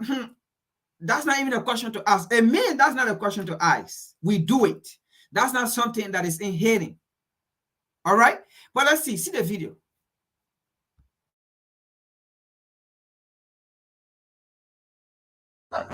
The Russia hysteria that has taken hold in the United States has fixated on troll farms and Facebook ads as evidence of an elaborate Kremlin conspiracy to manipulate the 2016 presidential election. This paranoia, stoked by incessant corporate media coverage, has intentionally distracted from the fact that the US government has a very long and very bloody history of destabilizing and overthrowing foreign governments that challenge its economic interests. US efforts at international sabotage continue to this day. In fact, former CIA directors are even joking about it. James Woolsey, a hardline neoconservative who led the CIA in the 1990s, insisted in an interview on Fox News that when the US meddles in foreign countries' politics, it is only for a very good cause. Have we ever tried to meddle in other countries' elections? Oh, probably, but it was for the good of the system in order to avoid the communists from taking over. For example, in Europe. All right, let me talk on this. So it's two things. There are the two things that he mentioned here. One, U.S. foreign policy is for the good of U.S. foreign policy. That's one. And two, for the Communist Party not to succeed, right? Now, let me make a quick reference before we go on. So, the Mingo, he did not deny the fact that they do it. He said, yes, we do it, but not for the interest of those in our country. We do it for the interest of U.S. foreign policy. We do it for the interest of the United States. And also, we do it so that the Communist Party, now, currently, you may say, but there's no Communist Party, right? Currently, right? What do you see the imperialists like US and UK? For each time they want to talk about Africa, instead of them saying what they have done to Africa, it is the reason why Africa is pulling away from them, but they rather go to say China is exploiting Africa, Russia, how they call it, Wagner Group, is raping Africa up, is looting African resources, is taking advantage of Africans, raping Africans, right? Those are the things they carry on to go say it.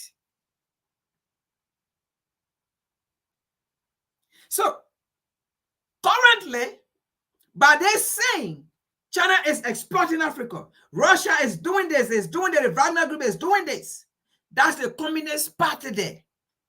So they are saying all of these things for China or Russia not to succeed or compete with them. Because like I said, imperialists or the capitalist nation, they speak about competition, but no, the capitalist nation does not understand what competition is.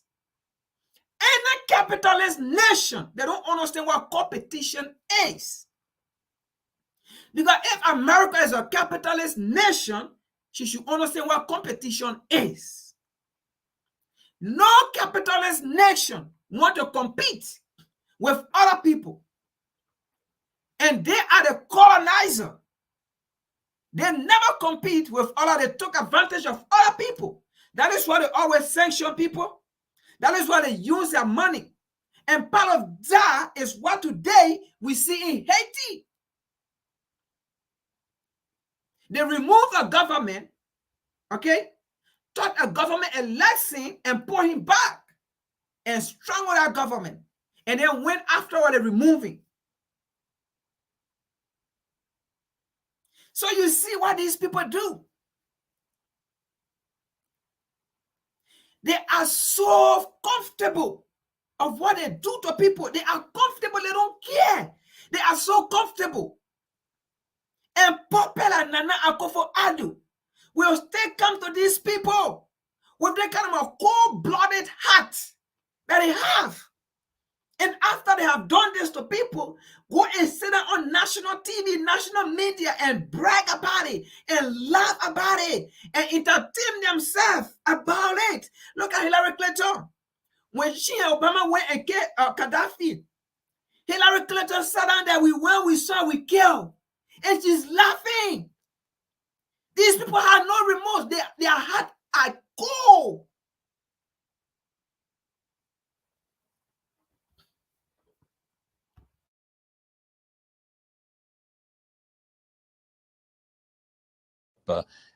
In 47, 48, 49, the Greeks and the Italians. We don't do that now, though. We don't mess around other people's elections, Jim.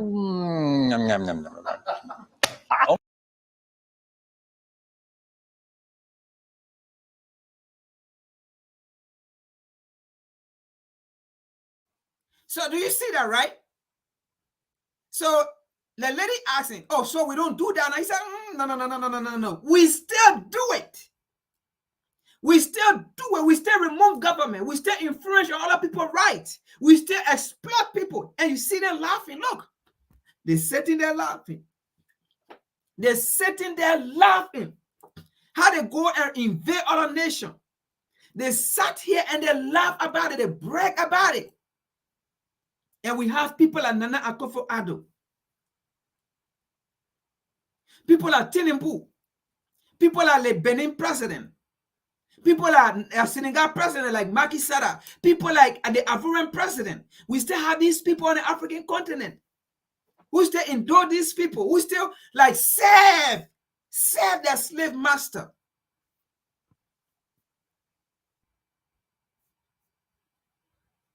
Only for a very good cause. Can you do that to a Vine video on this former CIA director? Only for a very good cause in the interests of democracy. All right, thanks for being here. It's always great to see you. While the former head of the CIA may find this funny, Woolsey and Fox News host Laura Ingraham are laughing about U.S. policies that led to the deaths of millions of people. For many decades, the U.S. has trained and armed fascist death squads and propped up murderous far-right dictatorships. The most infamous examples of U.S. foreign meddling are the many military coups the CIA orchestrated and supported in order to topple left-wing foreign governments. In 1953, the CIA helped carry out a coup to overthrow Iran's democratically elected government on behalf of oil corporations. The next year, the U.S. toppled Guatemala's democratically elected government on behalf of rich landowners and food corporations. Both countries' elected left-wing leaders were replaced with brutal authoritarian right-wing dictators. When voters in Chile elected Marxist Salvador Allende as president in 1970, the U.S. poured billions of dollars into right-wing opposition groups and media outlets to try to unseat him. When that failed, in 1973, the CIA backed a military coup that violently toppled Chile's democratically elected socialist government and replaced it with Augusto Pinochet, a hyper-repressive far-right despot who killed, tortured, and disappeared tens of thousands of leftists. The capitalist dictator Pinochet drowned his political opposition in blood, always with the staunch support of the U.S. government. Former CIA Director Woolsey insisted the United States had to pursue these bloody policies in order to support democracy. But history shows the opposite to be true. The United States frequently subverted and destroyed democracy expressly in order to defend capitalism and corporate interests. Even the examples Woolsey cited in his Fox News interview demonstrate this. It was for the good of the system in order to avoid the communists from taking over. For example, in Europe, in 47, 48, 49, the Greeks and the Italians. In Italy, the U.S. invested large sums in economic and military assistance to weaken the Communist Party and prevent it from winning the 1948 election. Communists had led the militant resistance against the fascist regime before and during World War II, and were so popular after the war that, had the U.S. not sabotaged the election, it's likely the communists would have won. In Greece, the U.S. and its partner, the United Kingdom, supported right-wing monarchist forces, some of whom had collaborated with fascists to fight against the communist partisans who had bravely resisted fascism. This eventually led to an authoritarian far-right military junta, which also enjoyed support from the U.S. Even the New York Times has come to acknowledge this violent history of U.S. foreign meddling. A report noted Russia's 2016 operation was simply the cyber age version of standard United States practice for decades, although the newspaper of record added, the United States' departure from democratic ideals sometimes went much further. The former chief of CIA operations in Russia told the New York Times that the U.S. absolutely has rigged foreign elections, and he added, "I hope we keep doing it." Reporting for The Real News. All right. So you heard that, right? So they acknowledge the fact that they always invade in other people's election, in other people's country. And you heard that. I hope that we keep doing it. And you saw it sat down on TV. So the question, let me ask, look, here's the thing, Africans, here's the thing that we need to know, Black people, right? Now you know, like, the question is clear. It's clear, now you know who supports all these terrorist activities on the African continent. And these people can sit and brag about how they infiltrate, how they invade. So if they themselves cannot go in a country to invade or to destabilize a place, they will use people. So now you understand who are the funder of this terrorist activity on the African continent. You understand whose capital are going there. You understand who army nations are going there.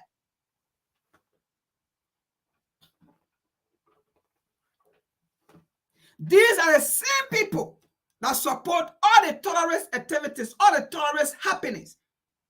Did America not call the insurgency along with African, but the insurgency in Libya, did America not call them, how they call it, modern rebel? America acknowledged the fact that they were rebel. They were terrorists, but they called them modeling rebel because they were giving ammunition to those people to go destabilize Libya. Then they call it a good name. So now you understand. They are the funder and supporter of the terrorist activity behavior on the African continent. And these are the things that Akufo Addo love.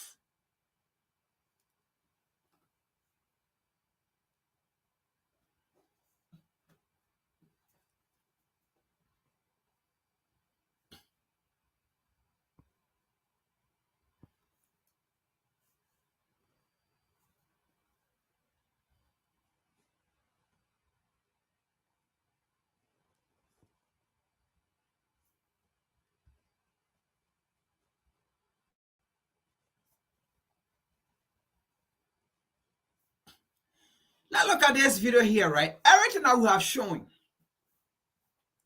even the European, okay, even the colonizer, the capitalist, the imperialist, they know what they have done to Africa. They know the level of pain they have caused to Africa. They know it. They themselves, they understand that if Africans are pulling back from Europe and America, they know that we are doing the right thing. They themselves, they know that if Africa is on the side of China or Russia, they know it that Africans are not making mistakes. They know it that Africans are doing it because of what we have done to Africans people. They know it. They know it that, listen, the situation Europe or America is going through and will go through is because of what we did to Africans, and up to now, we do not want to reconcile with Africans and to pay for our crime. Listen to this. And this is why freedom is not going to come easy. We will fight. If America will become a third world country, it shall be. If Europe will become a third world country, it shall be. But Africa will not rescue America this time. Africa will not rescue Europe this time until they come down to their knee. Until Europe and America come down to their knee and understand what they have done to Africans. Come down to their need and pay for their crime they committed. Then Africa will see the need to come to the aid of Europe and America. Until then, we say to them, we have no regrets you becoming a third world country. We have no regrets you being poor. We have no regret. After all, poor is a word formed in a dictionary. For poor is a word that has been used to describe Africans. It is not a strange word. It is a word in the dictionary that have been attached to certain people. It is not a bad thing if Europe and America experience it. Maybe we might come to their aid if they come down to their need and take responsibility of the crime committed against Africans. Then African will come to their rescue.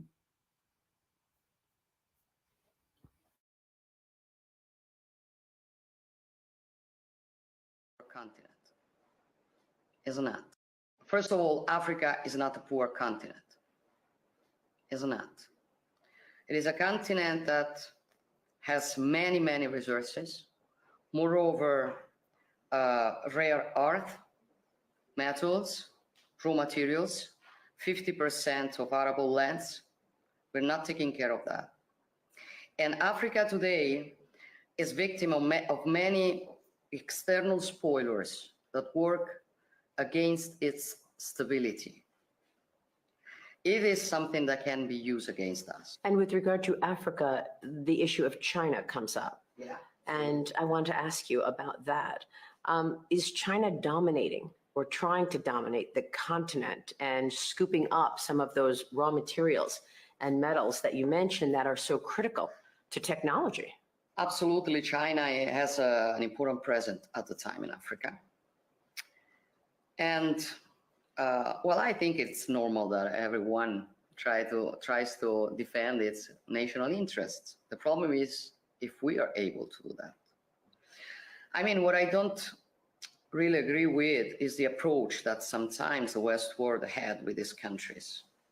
For the idea I have is that we are always ready to give advices, but not so ready to give a hand. They don't trust us a lot.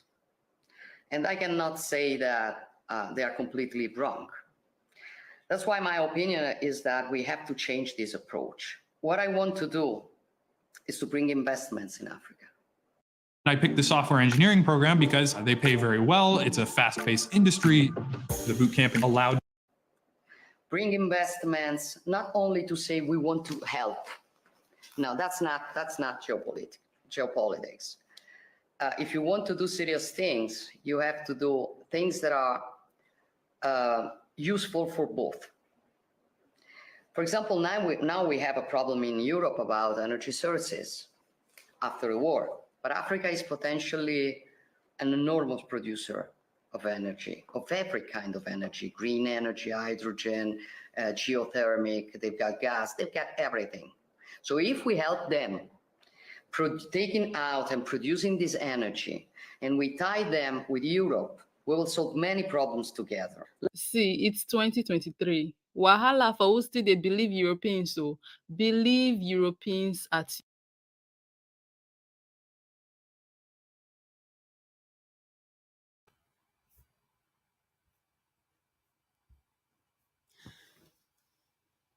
Yes, everything says, who is this arrogant person?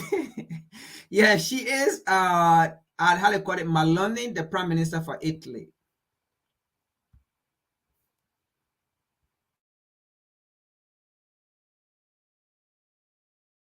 your own risk. Yes, so believe these people at your own peril. I don't know about any other person, but I'm at a point where I see every single freaking thing these people do as suspicious. And I'm not even apologetic about this. I am unapologetically, constantly side-eyeing these people and their activities. So Africa isn't poor again.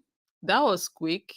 Who would have thought a day would come where they would be going back on their own narrative? The dark continent, it be like say light don't dey shine for you. Only them came and said, poor continent. Now only them are coming back to say they are not poor. These people, their matter don't tire me. But what I know is very simple. Just leave us alone.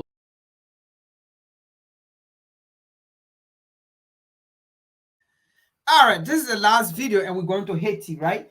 But again, like that Anita was saying. Man, what time it is? 2023, right? To see European talking about Africa is now poor, Africa is rich. When true, what, first of all, what made them to come at that point to say Africa is now poor, Africa is rich? What made them to come to that point to say Africa is rich and Africa is not poor? When before, on their media, on every platform, they will say Africa is poor, Africa is dying, Africa is a continent of AIDS. We need to help Africa. We need to rescue Africa because they are dying. No food, no this, no that. Today, for them to come and say Africa is not poor, but Africa is rich, and then for them to even name some of the resources, it looked like their propaganda is failing because they first started with, oh, China is going to colonize Africa. If anybody is to talk about colonizing Africa or China colonizing Africa, it's not even America. It's not even Europe. Maybe if anybody want to talk about China is colonizing Africa, maybe we will say Russia. We will understand. Maybe if Russia come and say China is colonizing Africa, maybe we will think twice. But how can a colonizer come and tell us that another country is colonizing Africa? How? How can America come and tell us China is colonizing Africa? How can Europe come and tell us China is colonizing Africa? First of all, our situation is caused or was caused by Europe and America. The reason to which, in the first place, we are going to China is because of America's arrogant attitude and behavior against Africans. The reason why we continue to go to Russia is because of America and Europe's arrogant attitude and behavior against Africans. But under no circumstances, if things were being done the right way for us to go to China or for us to go to Russia, if things were done the right way, there was no reason or there is no reason for us to go to China and to go to Russia.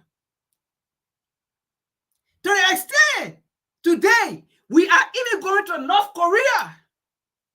If things were being done the right way, Africa would not have gone today to North Korea.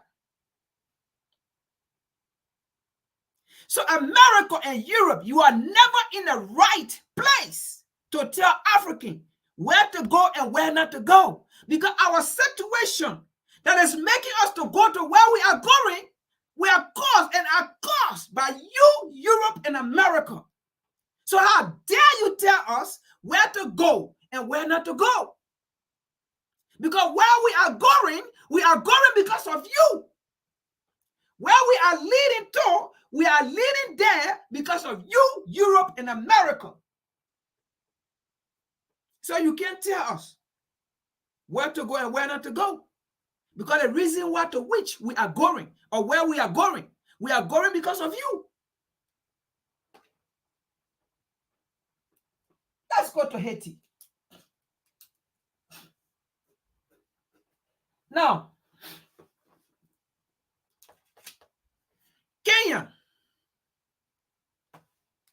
Kenya, an African nation, and an African nation, want to go to Haiti. Fine. We want for African nation to go to Haiti to bring about peace in Haiti. Because Haiti is our nation, is our country, Haiti. We want peace there. But how is Kenya going to Haiti? Who is funding the going of Kenya to Haiti? Did Kenya just wake up one morning and say, you know what? We hate the fact that the Haitians are living in captivity. So we want to go there. Did Kenya actually understand what causes the problem in Haiti? That you want to go there to make peace? Do you really understand? Did you do your investigation? Did you know what is going on in Kenya, in Haiti? Did you know what brought about the gang? Because the gang in Haiti is the same as the terrorist activities in Africa. But because it is in North or South America, close to North America, they don't want to say terrorist. They say gang. But the same thing you call in Africa terrorist is the same thing in Haiti they call gang. Did you understand the reason for the terrorists in Haiti? Did you understand who are the people supporting with the terrorists that they call gang in Haiti? Who are the people supporting them with ammunition? Just how ammunition are being given to the terrorists in Africa that we know it is coming from the imperialists.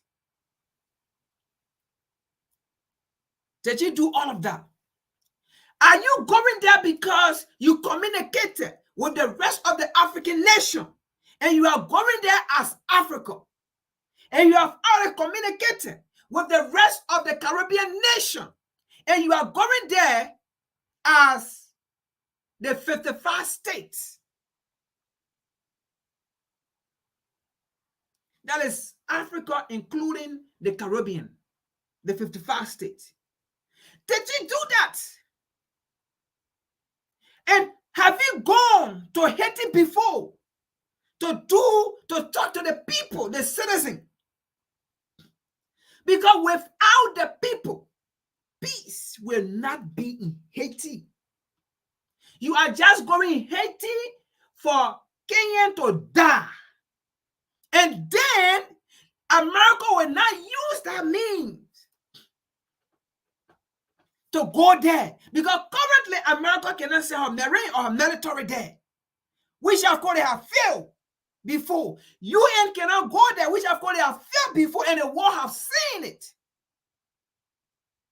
So they want to use you as a bait to go there. When you die and you can't make it, then there will be the need of reinforcement from the colonizer to go in.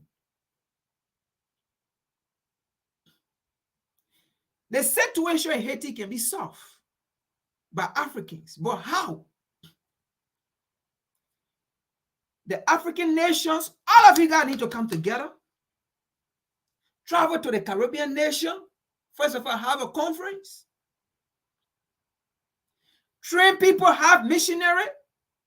I'm not talking about Western missionary like what the Westerners do. I'm not talking about the 1884 Berlin conference, how they was doing a conference at the same time training missionary.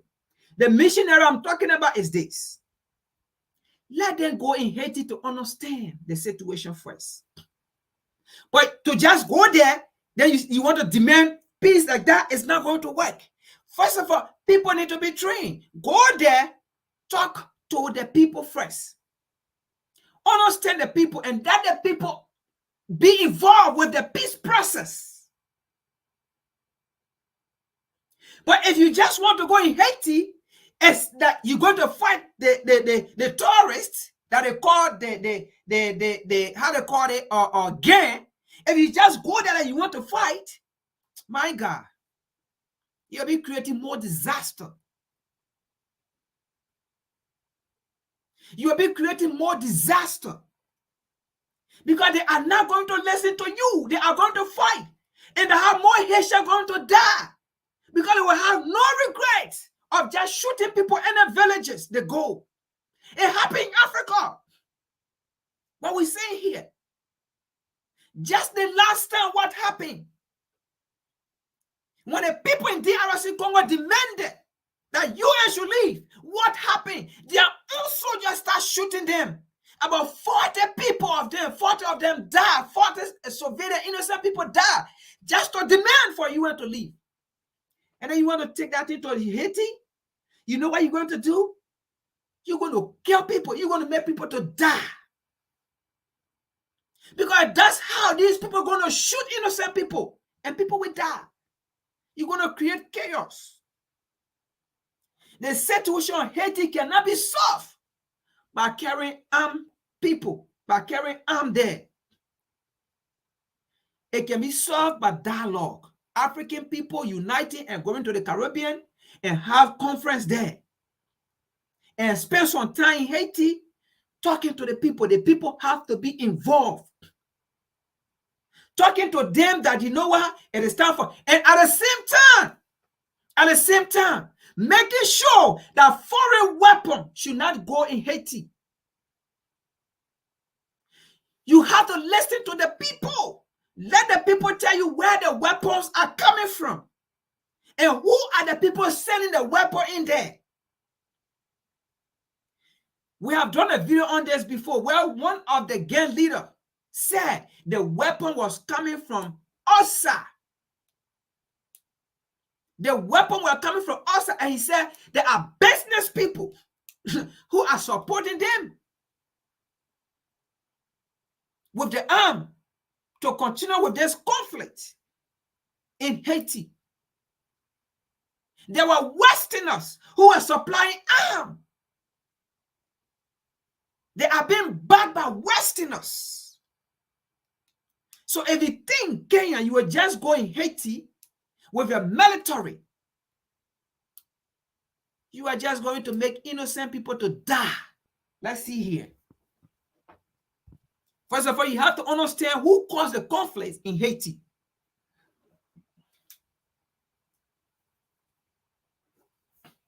Let's see a quick history of Haiti here. How Haiti became the way it is today and who caused it before you, Kenya, can go in. Before America coming using as a bait. America created her problem in Haiti, and now they're about to use you as a bait.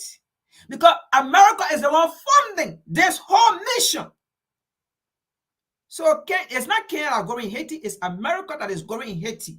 Through Kenya, white man in blackface.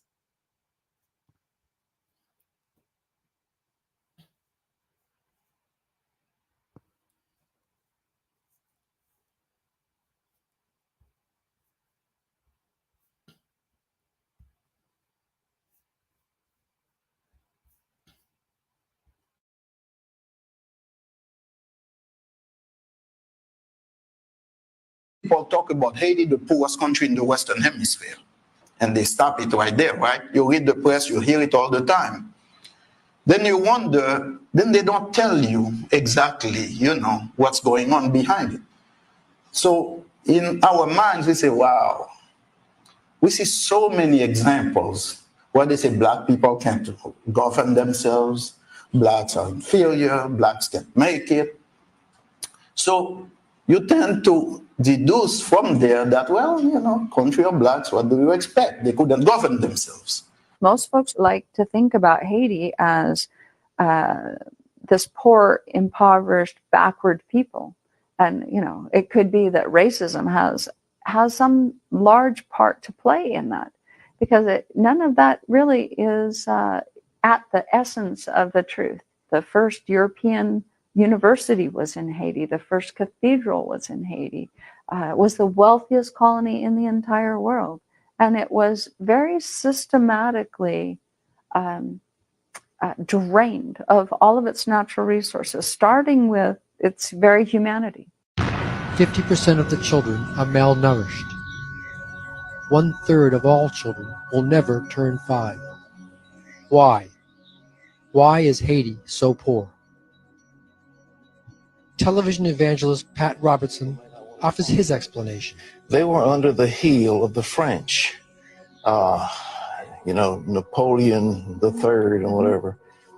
And they got together and swore a pact to the devil. In case you didn't buy that explanation, meet Paul Burke, Latin American scholar and professor at Sacramento State University. Haiti is a poor nation because Haiti's an exploited nation. It goes back to the French colonial period when Haiti was France's, the jewel of the French Empire. The people of Haiti came together. They had their first Congress, and they united and pledged to defeat slavery, to rise up and fight a war of independence. And after 12 years, they succeeded in defeating the troops of Napoleon. This was major. Napoleon's army fought desperately to hold on to Haiti. But Toussaint Louverture, the Haitian independence leader, defeated Napoleon's army.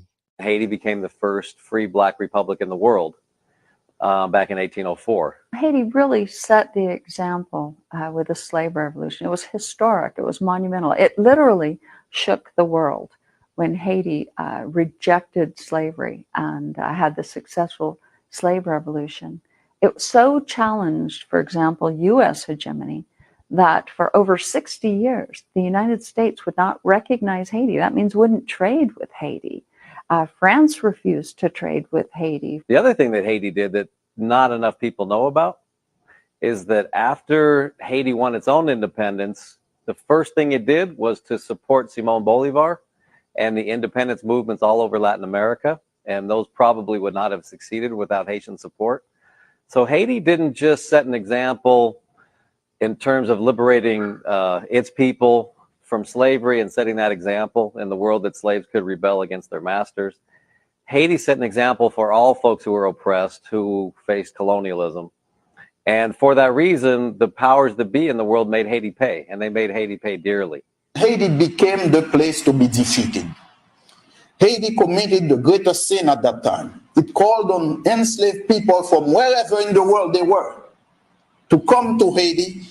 And Haiti, they would receive political asylum and they would receive Haitian citizenship, and Haiti would go to war to defend their freedom. That was a big blow to the world economic system that existed at the time, not only in the Caribbean, but all over the Americas. It was slavery. And so for a nation of enslaved people to rise up like that, man, that's a powerful example. Just think of it. The way that the world responded was to isolate Haiti and to bully Haiti and to try to make Haiti pay for its crime of rising up against slavery and white supremacy. The U.S. and France were not the only countries. Spain threatened to invade Haiti, Germany, Holland. The U.S. and Great Britain, another of the Western industrial, significant powers, all pretty much ganged up on Haiti. Haiti was by itself, completely isolated, completely. It's nice to think romantically that, we probably would support the Haitian independence struggle because in many ways it was modeled after our own. But that's the opposite, because what people tend to forget is that during that period that the United States was run by mostly slave owners. People like Thomas Jefferson, George Washington, they were also slave owners, and they were committed to the doctrine of white supremacy and committed to slavery. And Haiti's revolution threatened all that. So the U.S. was very hostile to Haiti. And in fact, the United States didn't even recognize Haiti as an independent country until Abraham Lincoln did it, more than a half century later, after the Civil War, during the Civil War. With these countries threatening constant invasion, Haiti didn't really have an opportunity to recoup, especially from the losses it was forced to pay. Probably the most important event happened in 1825 when France came back, kind of regrouped. Right, this is 20 years later. Haiti's been a free nation state. But France came back and threatened to reinvade Haiti, to reoccupy it, and to re-enslave the people.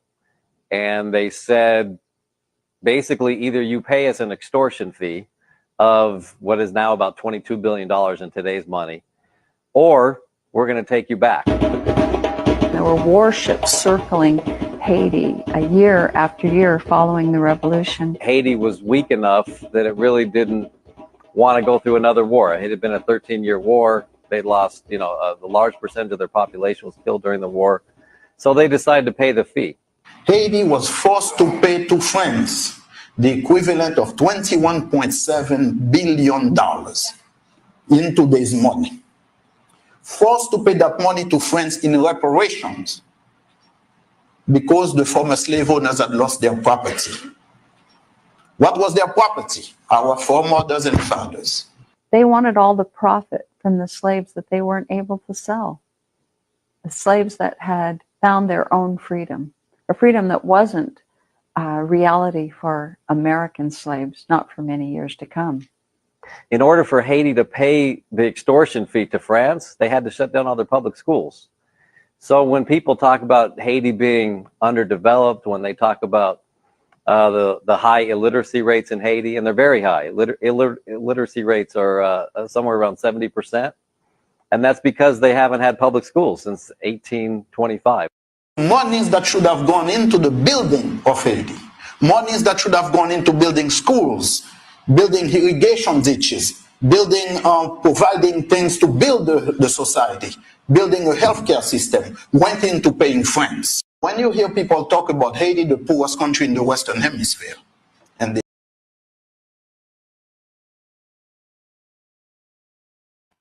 All right. So that's a brief history of Haiti, right? Now, let's see an article here to back that up. So we know that since 1804, all right, the imperialists, because they talk about James, all those people, right? The so-called founding father of America, right? They talk about them. So we are talking about since 1804, all right? Who been holding Haiti hostage? After they saw Haiti becoming a prosperous nation, America and Europe decided that, you know what? We cannot allow these people to succeed, or else other black nations going to succeed. So we have to cripple Haiti. Today, when it said that our educational system is poor in Haiti, but Haiti was once upon a time a place where even America themselves went to learn, right? So they struggle Haiti. And then their worship surrounded the people. Like how today, Nana Akufo Addo have made the colonizer to surround their worship, okay, with the entire sea coast in Africa there. The entire Africa, West Africa there, the entire sea coast. As we speak, it is being controlled by the colonizer today. Through Nana Akufo Addo and Tinubu. When Nana Akufo Addo came and met his father, his slave father, Anthony Blinken, and told him what was going on. These people went and they get, in fact, they did not just go, okay? They agreed. These African leaders agreed for their slave father to go with their warship, their submarine, on the entire west coast of Africa as we speak. They are there. They control it right now. So that's what they did to Haiti, right? So before Kenya, before you go in Haiti, understand, even if you go and you make peace, first of all, you are not the one going to Kenya. It is America, because it is America that is funding this whole mission. It is not being funded by Kenya, by Ruto. In fact, Ruto is going to get money in order for Kenya to die. William Ruto is going to make profit out of the death of Kenya. William Ruto is going to make profit out of the death of innocent Haitians that will die in the process. William Ruto is going to make profit.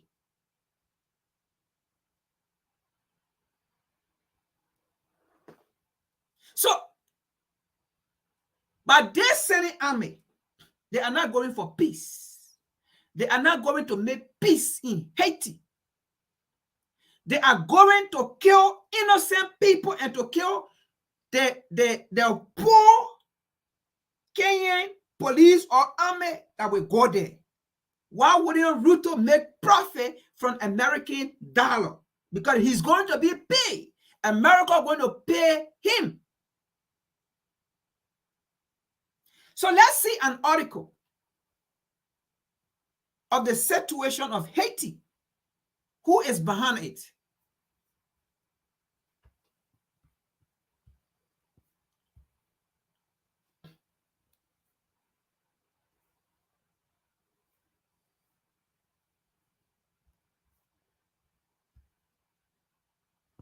Now, this article is from the Time magazine. All right. So it says 25 years after Operation Uphold Democracy, experts say the oft-forgotten U.S. military intervention still shape the life in Haiti. Still shape life in Haiti. After U.S. military intervention. Let's continue here. Let's see something here, okay? Let's go down a little bit further down. My computer is okay. Let's see here. So it says behind the intervention. So first of all, let me see here. All right, we'll just start from here. So I'm going to start from here, right? So what you're going to see from the first aspect of the reading, I want to read the whole thing. I know we don't have time, but please bear with me. Let me read something here. I'm not going to explain. I will explain a little bit down, but let me say that before I get to read. I'm just going to read, all right? But this is what I want to say. The first part I'm going to read here is politics. I'm going to read politics, okay?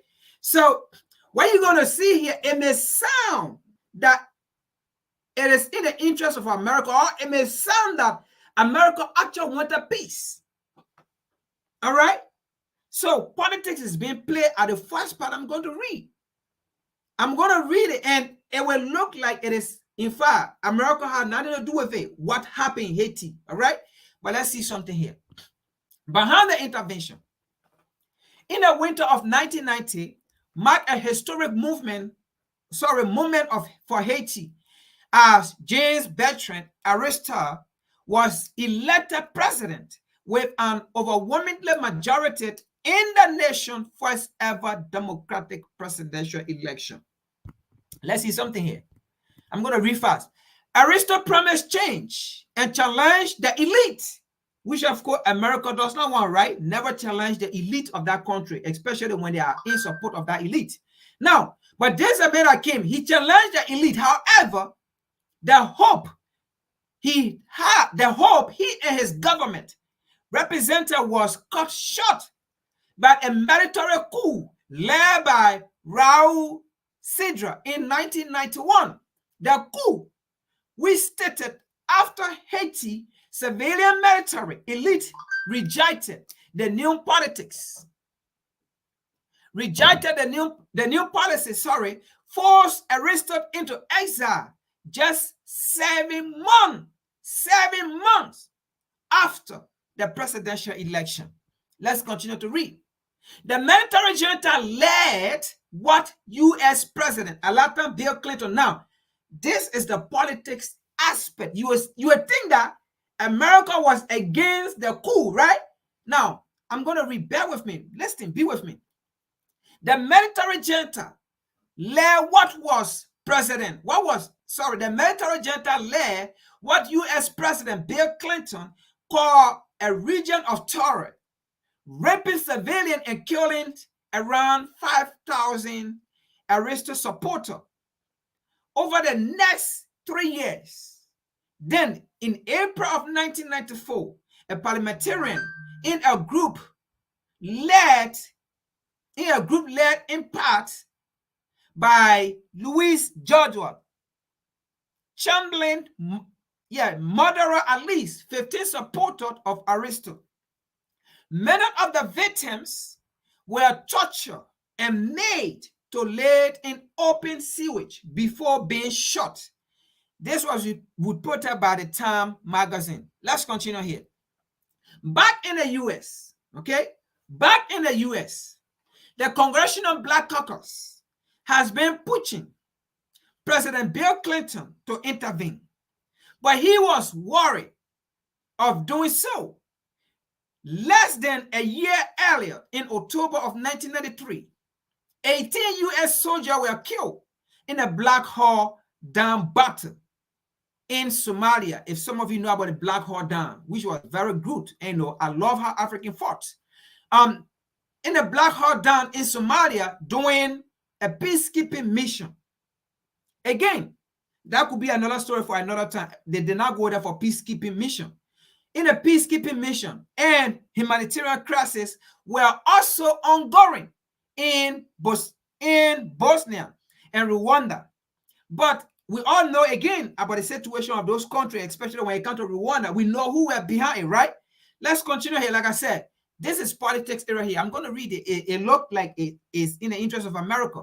But in the life of atrocity, Clinton in 1994 decided that the time has come. During the president's radio address on September 17, 1994, he spoke of America's interests in helping to restore democratic government in Haiti. Now, first of all, let me explain this. All right? Let me explain this. Bill Clinton went in here because they saw to it that they were parts. In fact, they were the mastermind behind the coup that took place in Haiti. And because of the level of death that was going on in Haiti, fingers were being pointed at the United States, at America, at Bill Clinton under his administration. Okay? So now he had to go in for peace. But what happened? Anyway, let me read here. We'll continue with that. Let me read here. We'll continue with that. Attempt to make change via diplomacy has failed. The director rejected all of our effort. Now they are saying the coup leader, the junta leader, did not accept all diplomatic effort, all right, for peace in the region. So the net effort they did, but look, see what they did here. Even though as much as they try to change the story to fit their narrative, right? Let me just see what they did here. Attempt to make change via diplomacy has failed. That was Bill Clinton talking. The director rejected, that means the coup leader. The director rejected all of our efforts and their regime of terror, a campaign of murder, rape, and mutilation get worse with every passing date. Now, listen to this here. Clinton told the public during his address that he has sent former President Carter, General, which was Colin Powell, and Senator Sam Nunn to Haiti that morning in a last-ditch attempt to provide a peaceful, orderly transfer of power back to Aristo. Now, I will explain to you further, okay, why they removed this man. And then going back to say they have to reinstill him, right? If you want to reinstill this man, why did you remove him? Why did you go with coup? Why did you kill over 5,000 people? Because of your cause, because of your attitude, all right? Because of your foreign policy. Now, see what they did here. See the politics that was played here, right? Listen to this, very funny. But the junta leader did not believe the U.S. Okay? So listen to this. The junta leader did not believe the U.S. who actually invade. Now, why did the junta did not believe that the U.S. would actually, listen to the English, would actually invade? You know why he did not believe? Because it was the U.S. that supported him, that sent him to go do the coup. So in his mind, no, I was sent by the U.S. to come remove this man, to come kill my own people, to come destabilize my own country. I don't think the U.S. will come after me, will actually come to remove me. But what he didn't know is that the U.S. is a country that does not like to take blame. What he didn't know is that all the people that he killed, his own people, the U.S. was actually trying to not be part of it. Because if the U.S. come to invade you, that will turn the attention of other people to say no. I don't think it was the U.S. that sent this guy to come and remove our president. If not, the U.S. would not have and will come against him. So in his mind, the U.S. was not actually going to go against him. That's why when they told him that the U.S. was coming to invade you, to remove you, he did not believe it. That's why they said he did not believe it. He did not actually believe that the U.S. was going to invade his English. He did not actually believe the invasion of Haiti on him, says Robert Fontaine. Now listen to this. A Haitian-born historian who is now a professor in political science at the University of Virginia. Okay? Listen to that. We still going though. One reason for that belief, he says, was that the professor now, he said was that at least one key member of the junta, and this is why the coup leader at that time did not believe that America was going to remove him. And this was one of the reasons he did not believe it. Okay? So one reason for that belief, he said, was that at least one key member of the junta who was on the CIA payroll, one key member of the junta was on the CIA payroll in order to feed the CIA intelligence of the situation in Haiti. In order to feed the CIA intelligences of the situation in Haiti. So you get it. Now you see who removed the leader. Now you see who is behind or who are behind the situation in Haiti. Let's continue reading. Emmanuel Constant was the leader of one of the death squad, another CIA insurgency. Listen to this. And these are black people. These are Haitian. Folks, if America can do this in Africa, right? We should also know that who are the people funding the terrorists? You remember the video, what the video said? We do all of these things for the policy of America. So Emmanuel Constant was the leader of one of the death squad. Imagine, death squad, people who just kill. If America can produce death squad in your country just to kill in order to preserve American foreign policy interests, don't you think they are the people behind the terrorist activities? Because they produce death squad.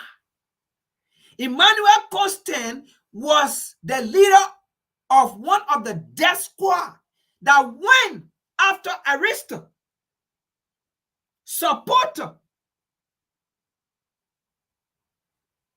in Haiti. during the military coup, Washington official confirmed that he was on the American intelligence payroll after the coup ousted President Arista, the Time magazine report in 1994. Folks, you see what is going on here. You see what America do. Kenya, before you accept that dollar for Kenyan, innocent Kenyan to come and die, for more Haitian to come and die, please sit in Africa and solve the African problem.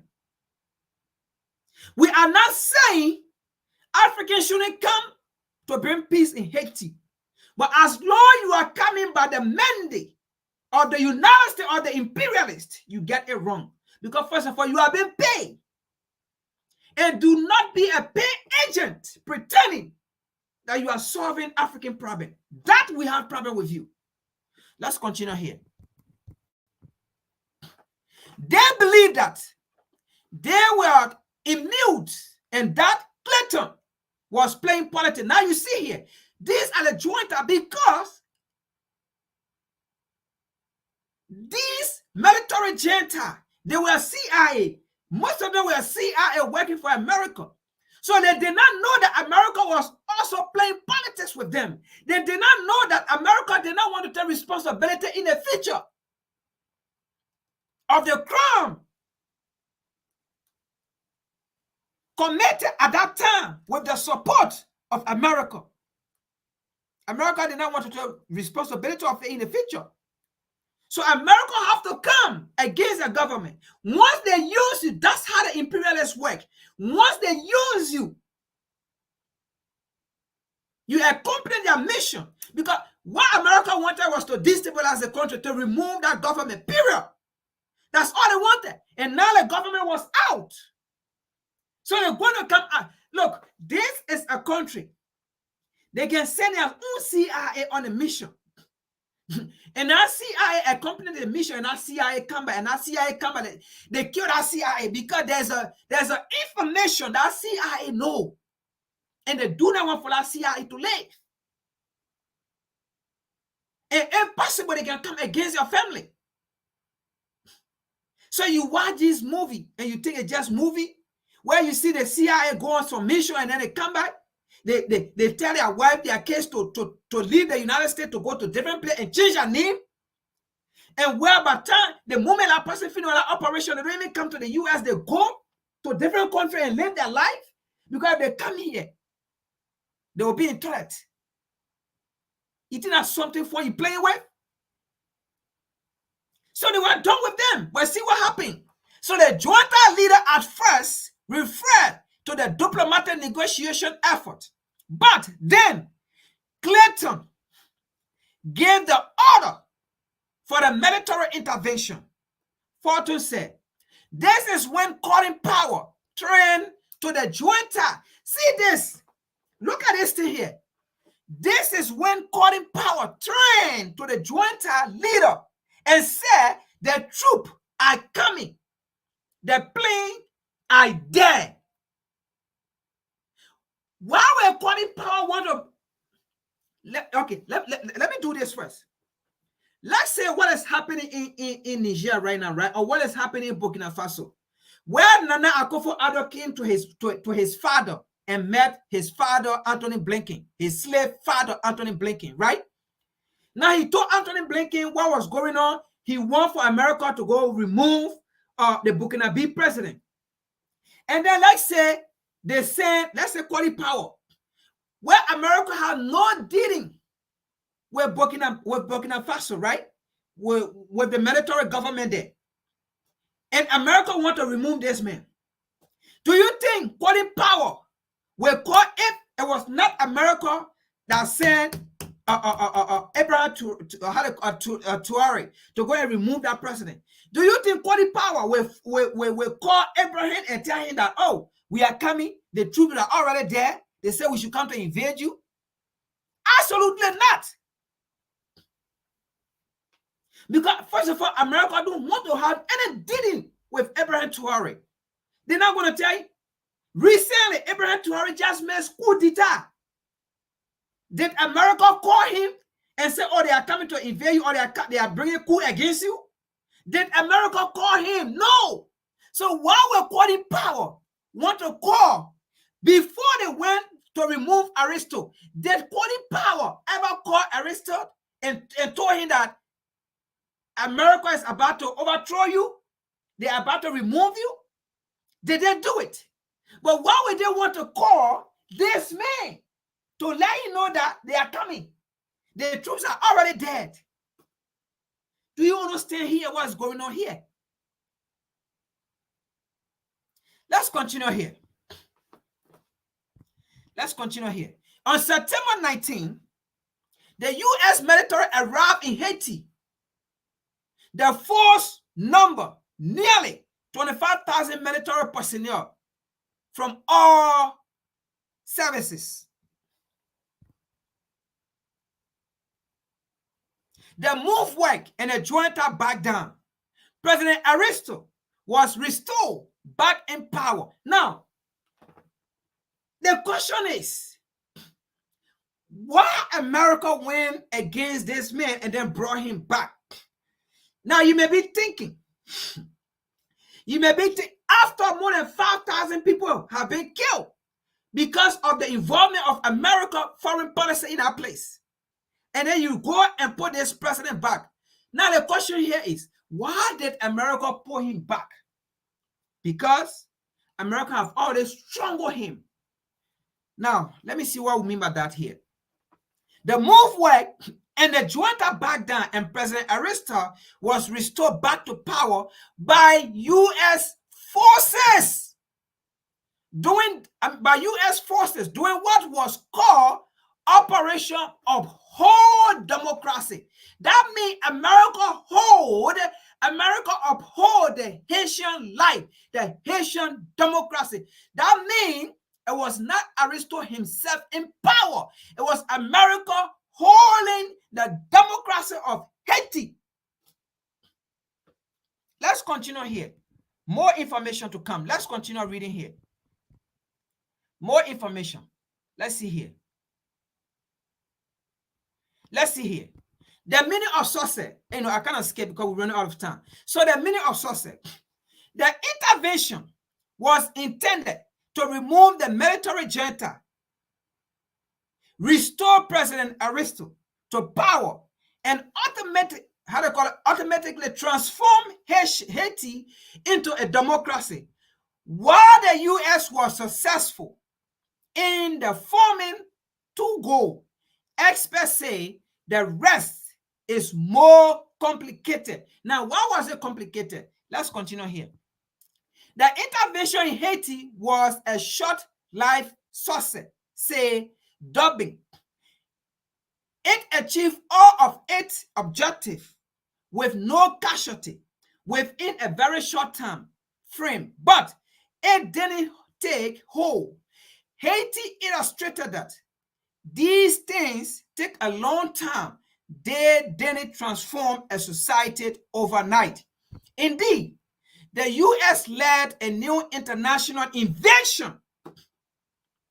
Did you see that? The U.S. led a new international invasion or intervention 10 years later in 2004. The President Aristo government was again overthrown. Why is the U.S. continuing playing with Haitian life? Why does the U.S. take Haiti as her property? Why does the U.S. take Haiti as her backyard garden? That she can do anything she wants to do. Kenya, we just want you to understand what you are leading yourself into. Let the blood of Haitian be on America and not on any Africans. Not on another black man. The blood of the Haitian, they cry their tears. Let it be on America and let America pay for it.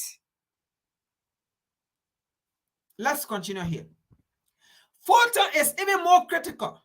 If you look at the operation now with highlights, you can say that it was a major failure. It didn't change Haiti. It didn't democratize Haiti. If anything, the situation now is probably more catastrophic than it was in the May 90. Again, the situation in Haiti is still because of America, what she did that went on. So listen today. It was a Europhoric movement, a moment which ended in disaster. Let's continue. In fact, Fulton argued that the 1994 operation was a key contributor to many of the problems that now endure in Haiti. American support for Arista return was contingent on his signing. Now listen to what it brought him back. Okay? Now, let's read this again. American support for Aristo's return was contingent on his signing an agreement with the so-called IMF and the so-called World Bank, in which bound him to the structural adjustment policy. Let's continue. Which opened up Haiti market to foreign trade, with the result that Haiti had to import most of their food. Haiti elite, despite having to face a U.S. embargo during the military junta rule and having their wealth frozen by the U.S., still had a lot of economic power after Aristo returned. The reformists and the radical program he had planned fell apart. And that is why Haiti today, it is like that. Even with the return of Aristo, he was already tired.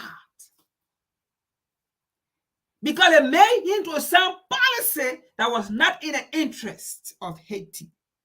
Everything that he had planned for Haiti at first, when he first gained the presidency, all became failure, all fall apart. Let's continue here.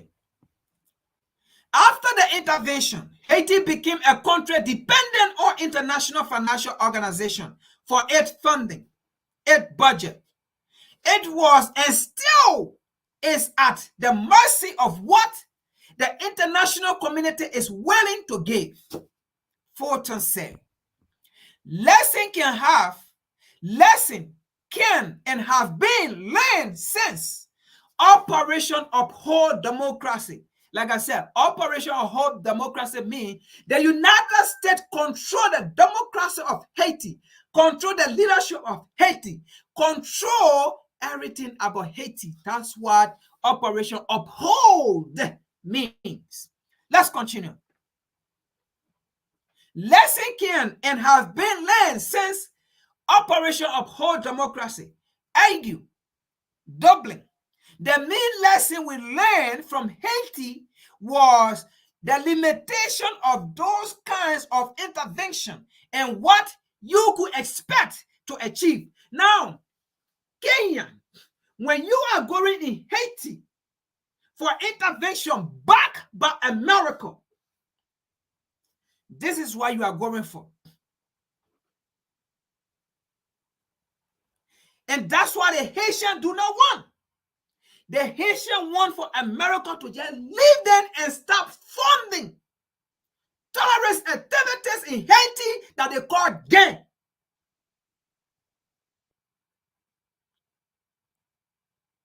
Let America leave Haiti and stop taking Haiti as her backyard darling, as her colony.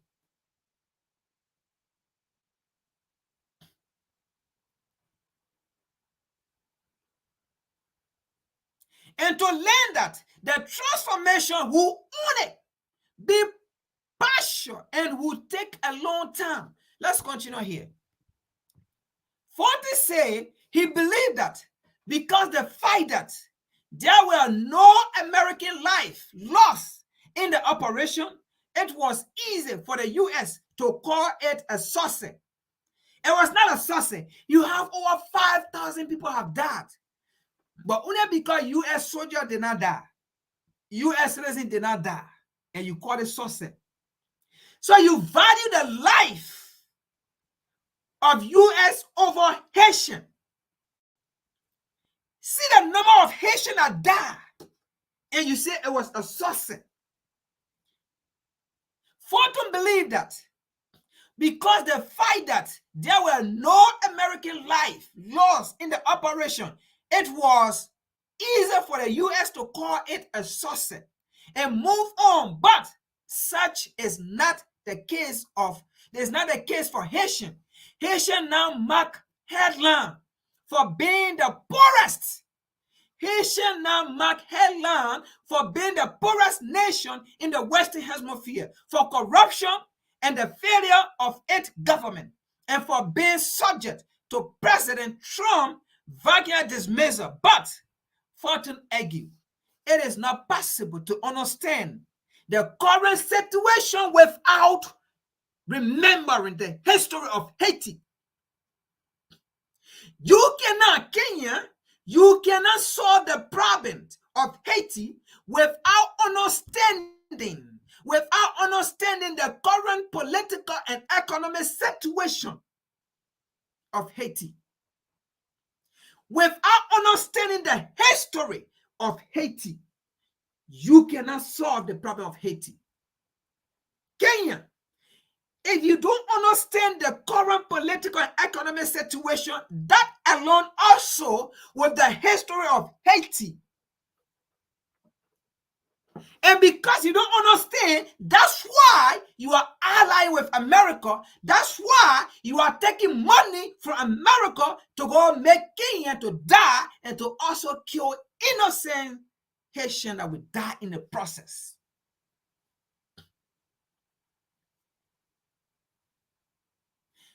That is Haiti fatigue. So people don't really think about it. He says, Haitian remember it, but abroad, people don't remember it. Abroad, William Ruto, you don't know this. No one really pay attention anymore. Exactly.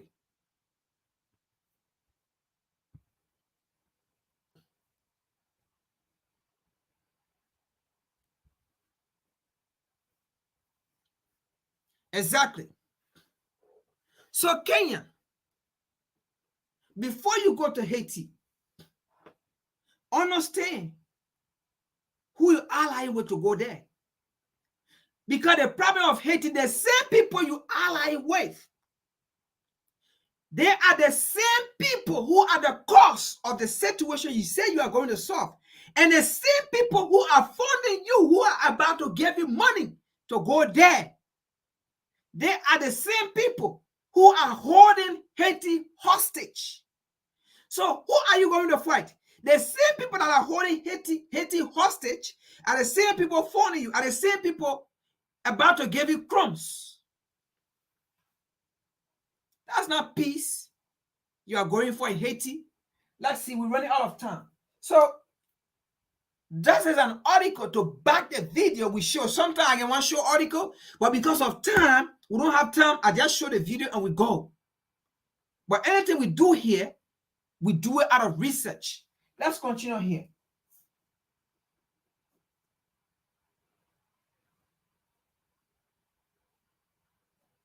So that operation uphold democracy, it is still affecting Haiti negatively today. It is the problem of Haiti.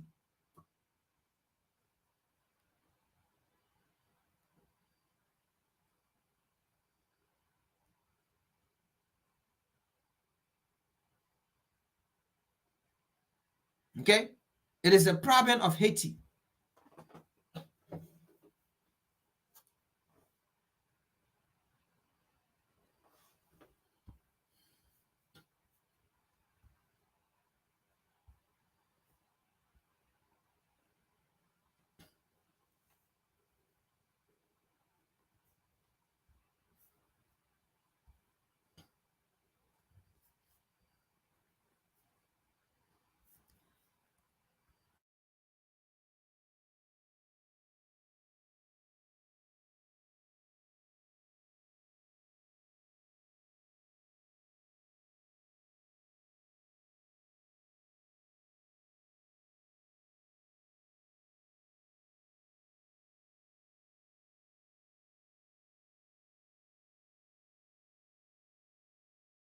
sorry, I was muted.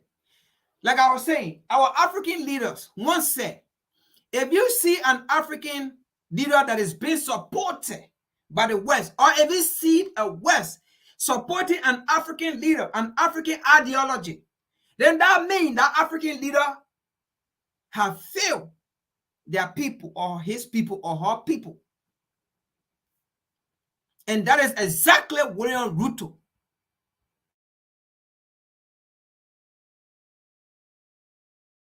Of Mozambique, Samora Machel, once said, "If one day you hear the Europeans praise me, know that I have betrayed you." I think he'd be worried by what the US president said about his Kenyan counterpart this week.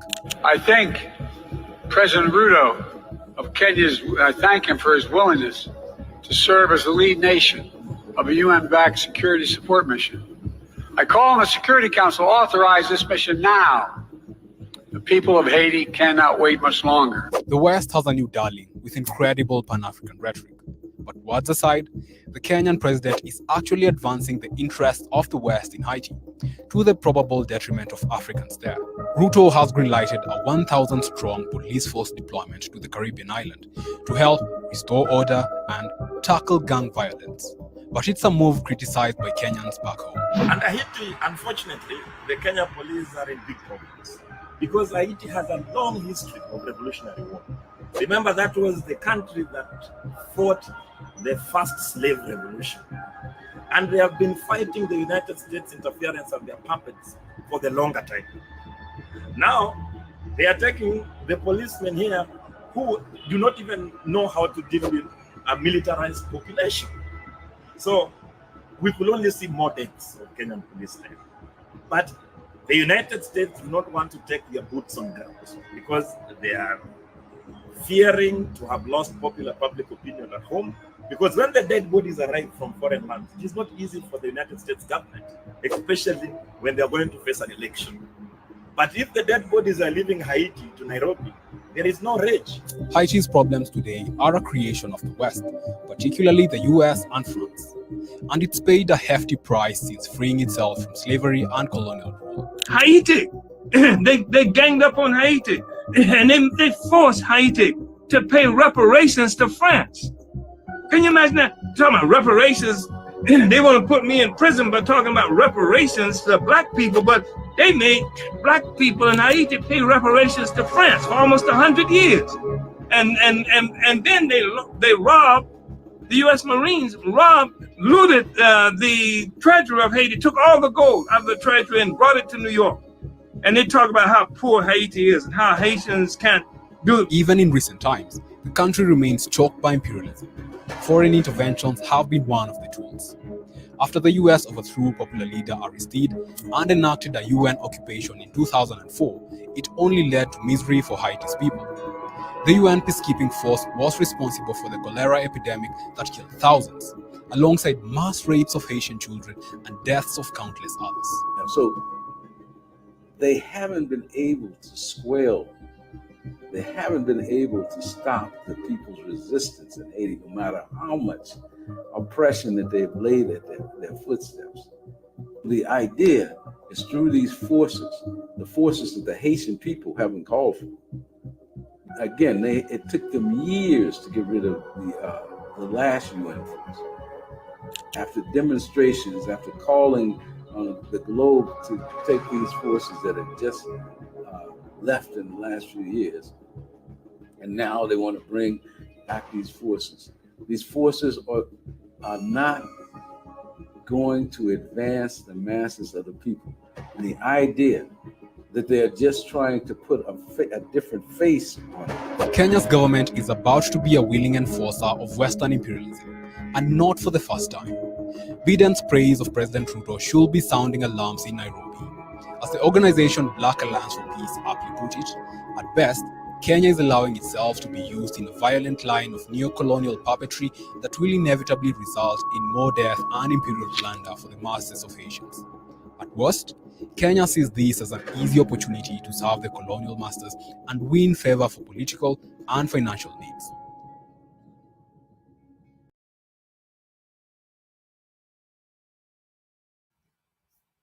All right. So all I can say is, William Ruto, don't try it. And to the Haitian, stand up. If William Ruto dare come there, they are not coming there with one Africa voice.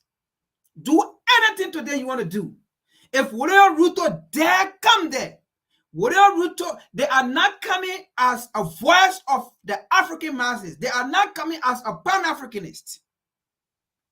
Fight them. Because they are white face coming in black face.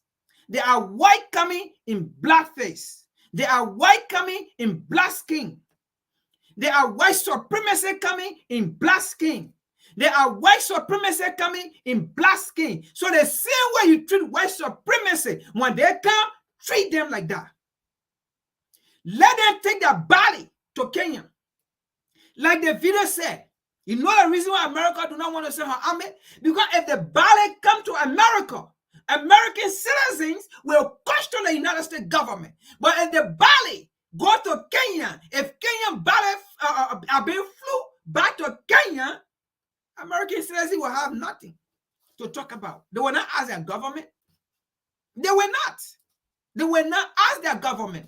They will not ask their government when this is our taxpayer money that you use to get to Kenya for Kenya to go and die in Haiti. They will not ask their government. So when they come, they are not coming as a Pan-African. They are the same way you treat the colonizer. When they come, treat them, kill them, and let them take their body to Haiti. I mean, back to Africa. That's all we can say. Let America take her responsibility. America can't go and invade other country, then they say you Africans to go and die.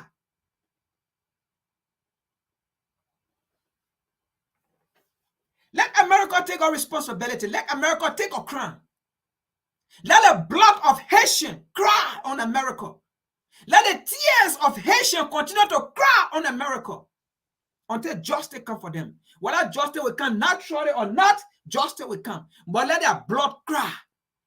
Africans, don't be part of it.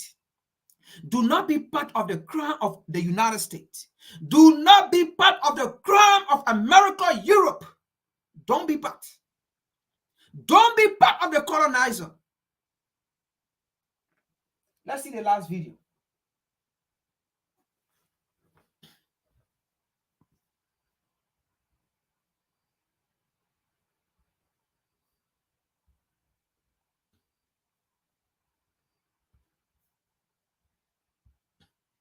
We want peace in Haiti. So Kenya, if you want to carry peace in Haiti, call all Africa. Let it be Pan-Africanist. Let it be Pan-African. You can't say you are Pan-African, then you collaborating with the colonizer. The same people you're going to fight. They're the same people you're going to collaborate with. That is not Pan-African. We want peace in Haiti. We want for Africans to go in Haiti. But let it be done on a holistic Pan-Africanist idea. Because Haiti is a Pan-African nation.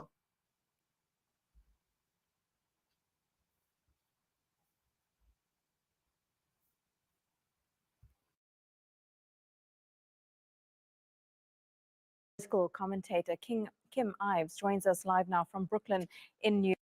For more on this, journalist and political commentator Kim Ives joins us live now from Brooklyn in New York. Kim, it's always good to have you on TRT World.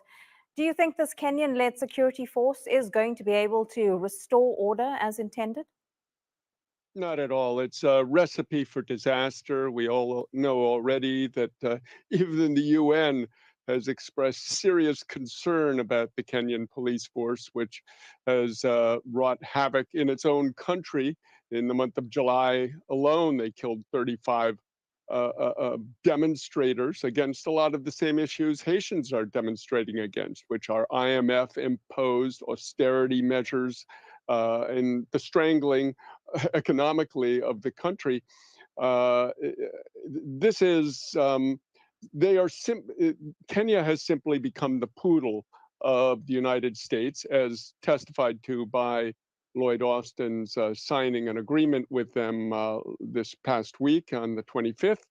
And it's a pity to see the U.S. and Canada resorting to putting blackface on what is essentially their armed intervention into Haiti, the third one, might I say, in 3 decades. Kim, what's a better solution for Haiti and for the people of Haiti who are undoubtedly suffering at the moment? Gang violence is rife there. Thousands have been displaced, and many people say that they fear for their lives, especially even trying to leave their homes after dark, especially in the capital. Well, I just got back from Haiti this past month, and it's, I can say, a bad situation, but the way they describe it is exaggerated. Life does go on in Haiti, and I think Haitians should be left to make their own history. That's what the majority of Haitians that I've spoken to, that I've heard from, would like to be able to make their own history.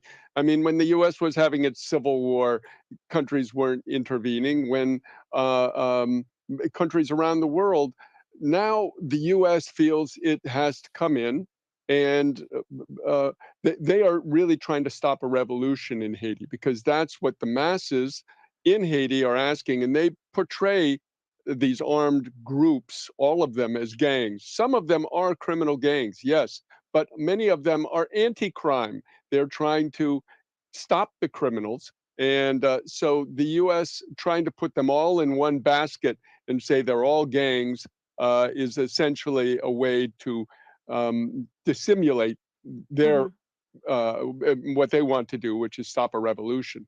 So, Kim, someone who, like you, who has gone to Haiti and spoken to people there, can you just tell us what people are saying to you? You speak about a revolution.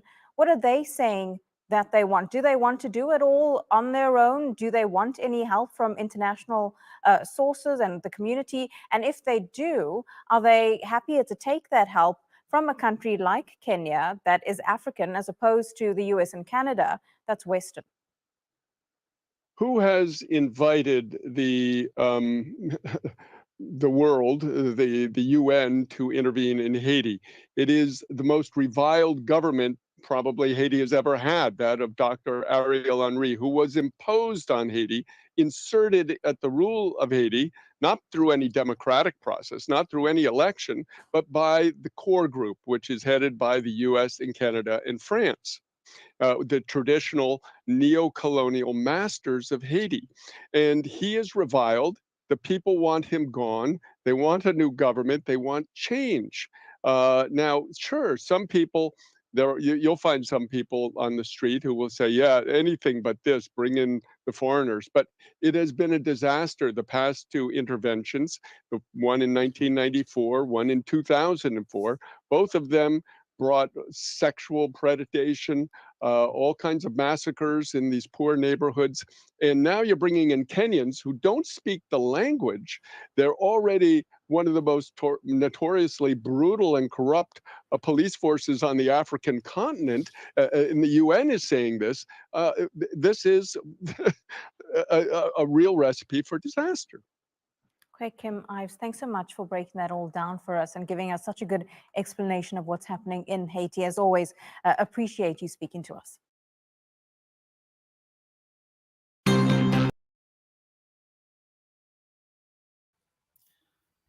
All right, folks. Thank you all for holding on today. We've been here for 1 o'clock, and that's the end of today news, today broadcast. That's the end of today summer. Imagine this is Sunday, okay? So the best church that you can ever go to is WCC Church. This is our church, all right? So thank you all for coming for Sunday worship. This is today's message that we have. Share, like, subscribe, and ask other people to subscribe and share the information. Let it go. This is a revolutionary repatriation educational lecture series. Some people may not like it, but it is a revolutionary channel. We speak what we see, what we know, and what we bring to our people and to liberate our people. Our aim here is to defeat colonialism, neocolonialism, imperialism, and oppression, and capitalism. That's our aim.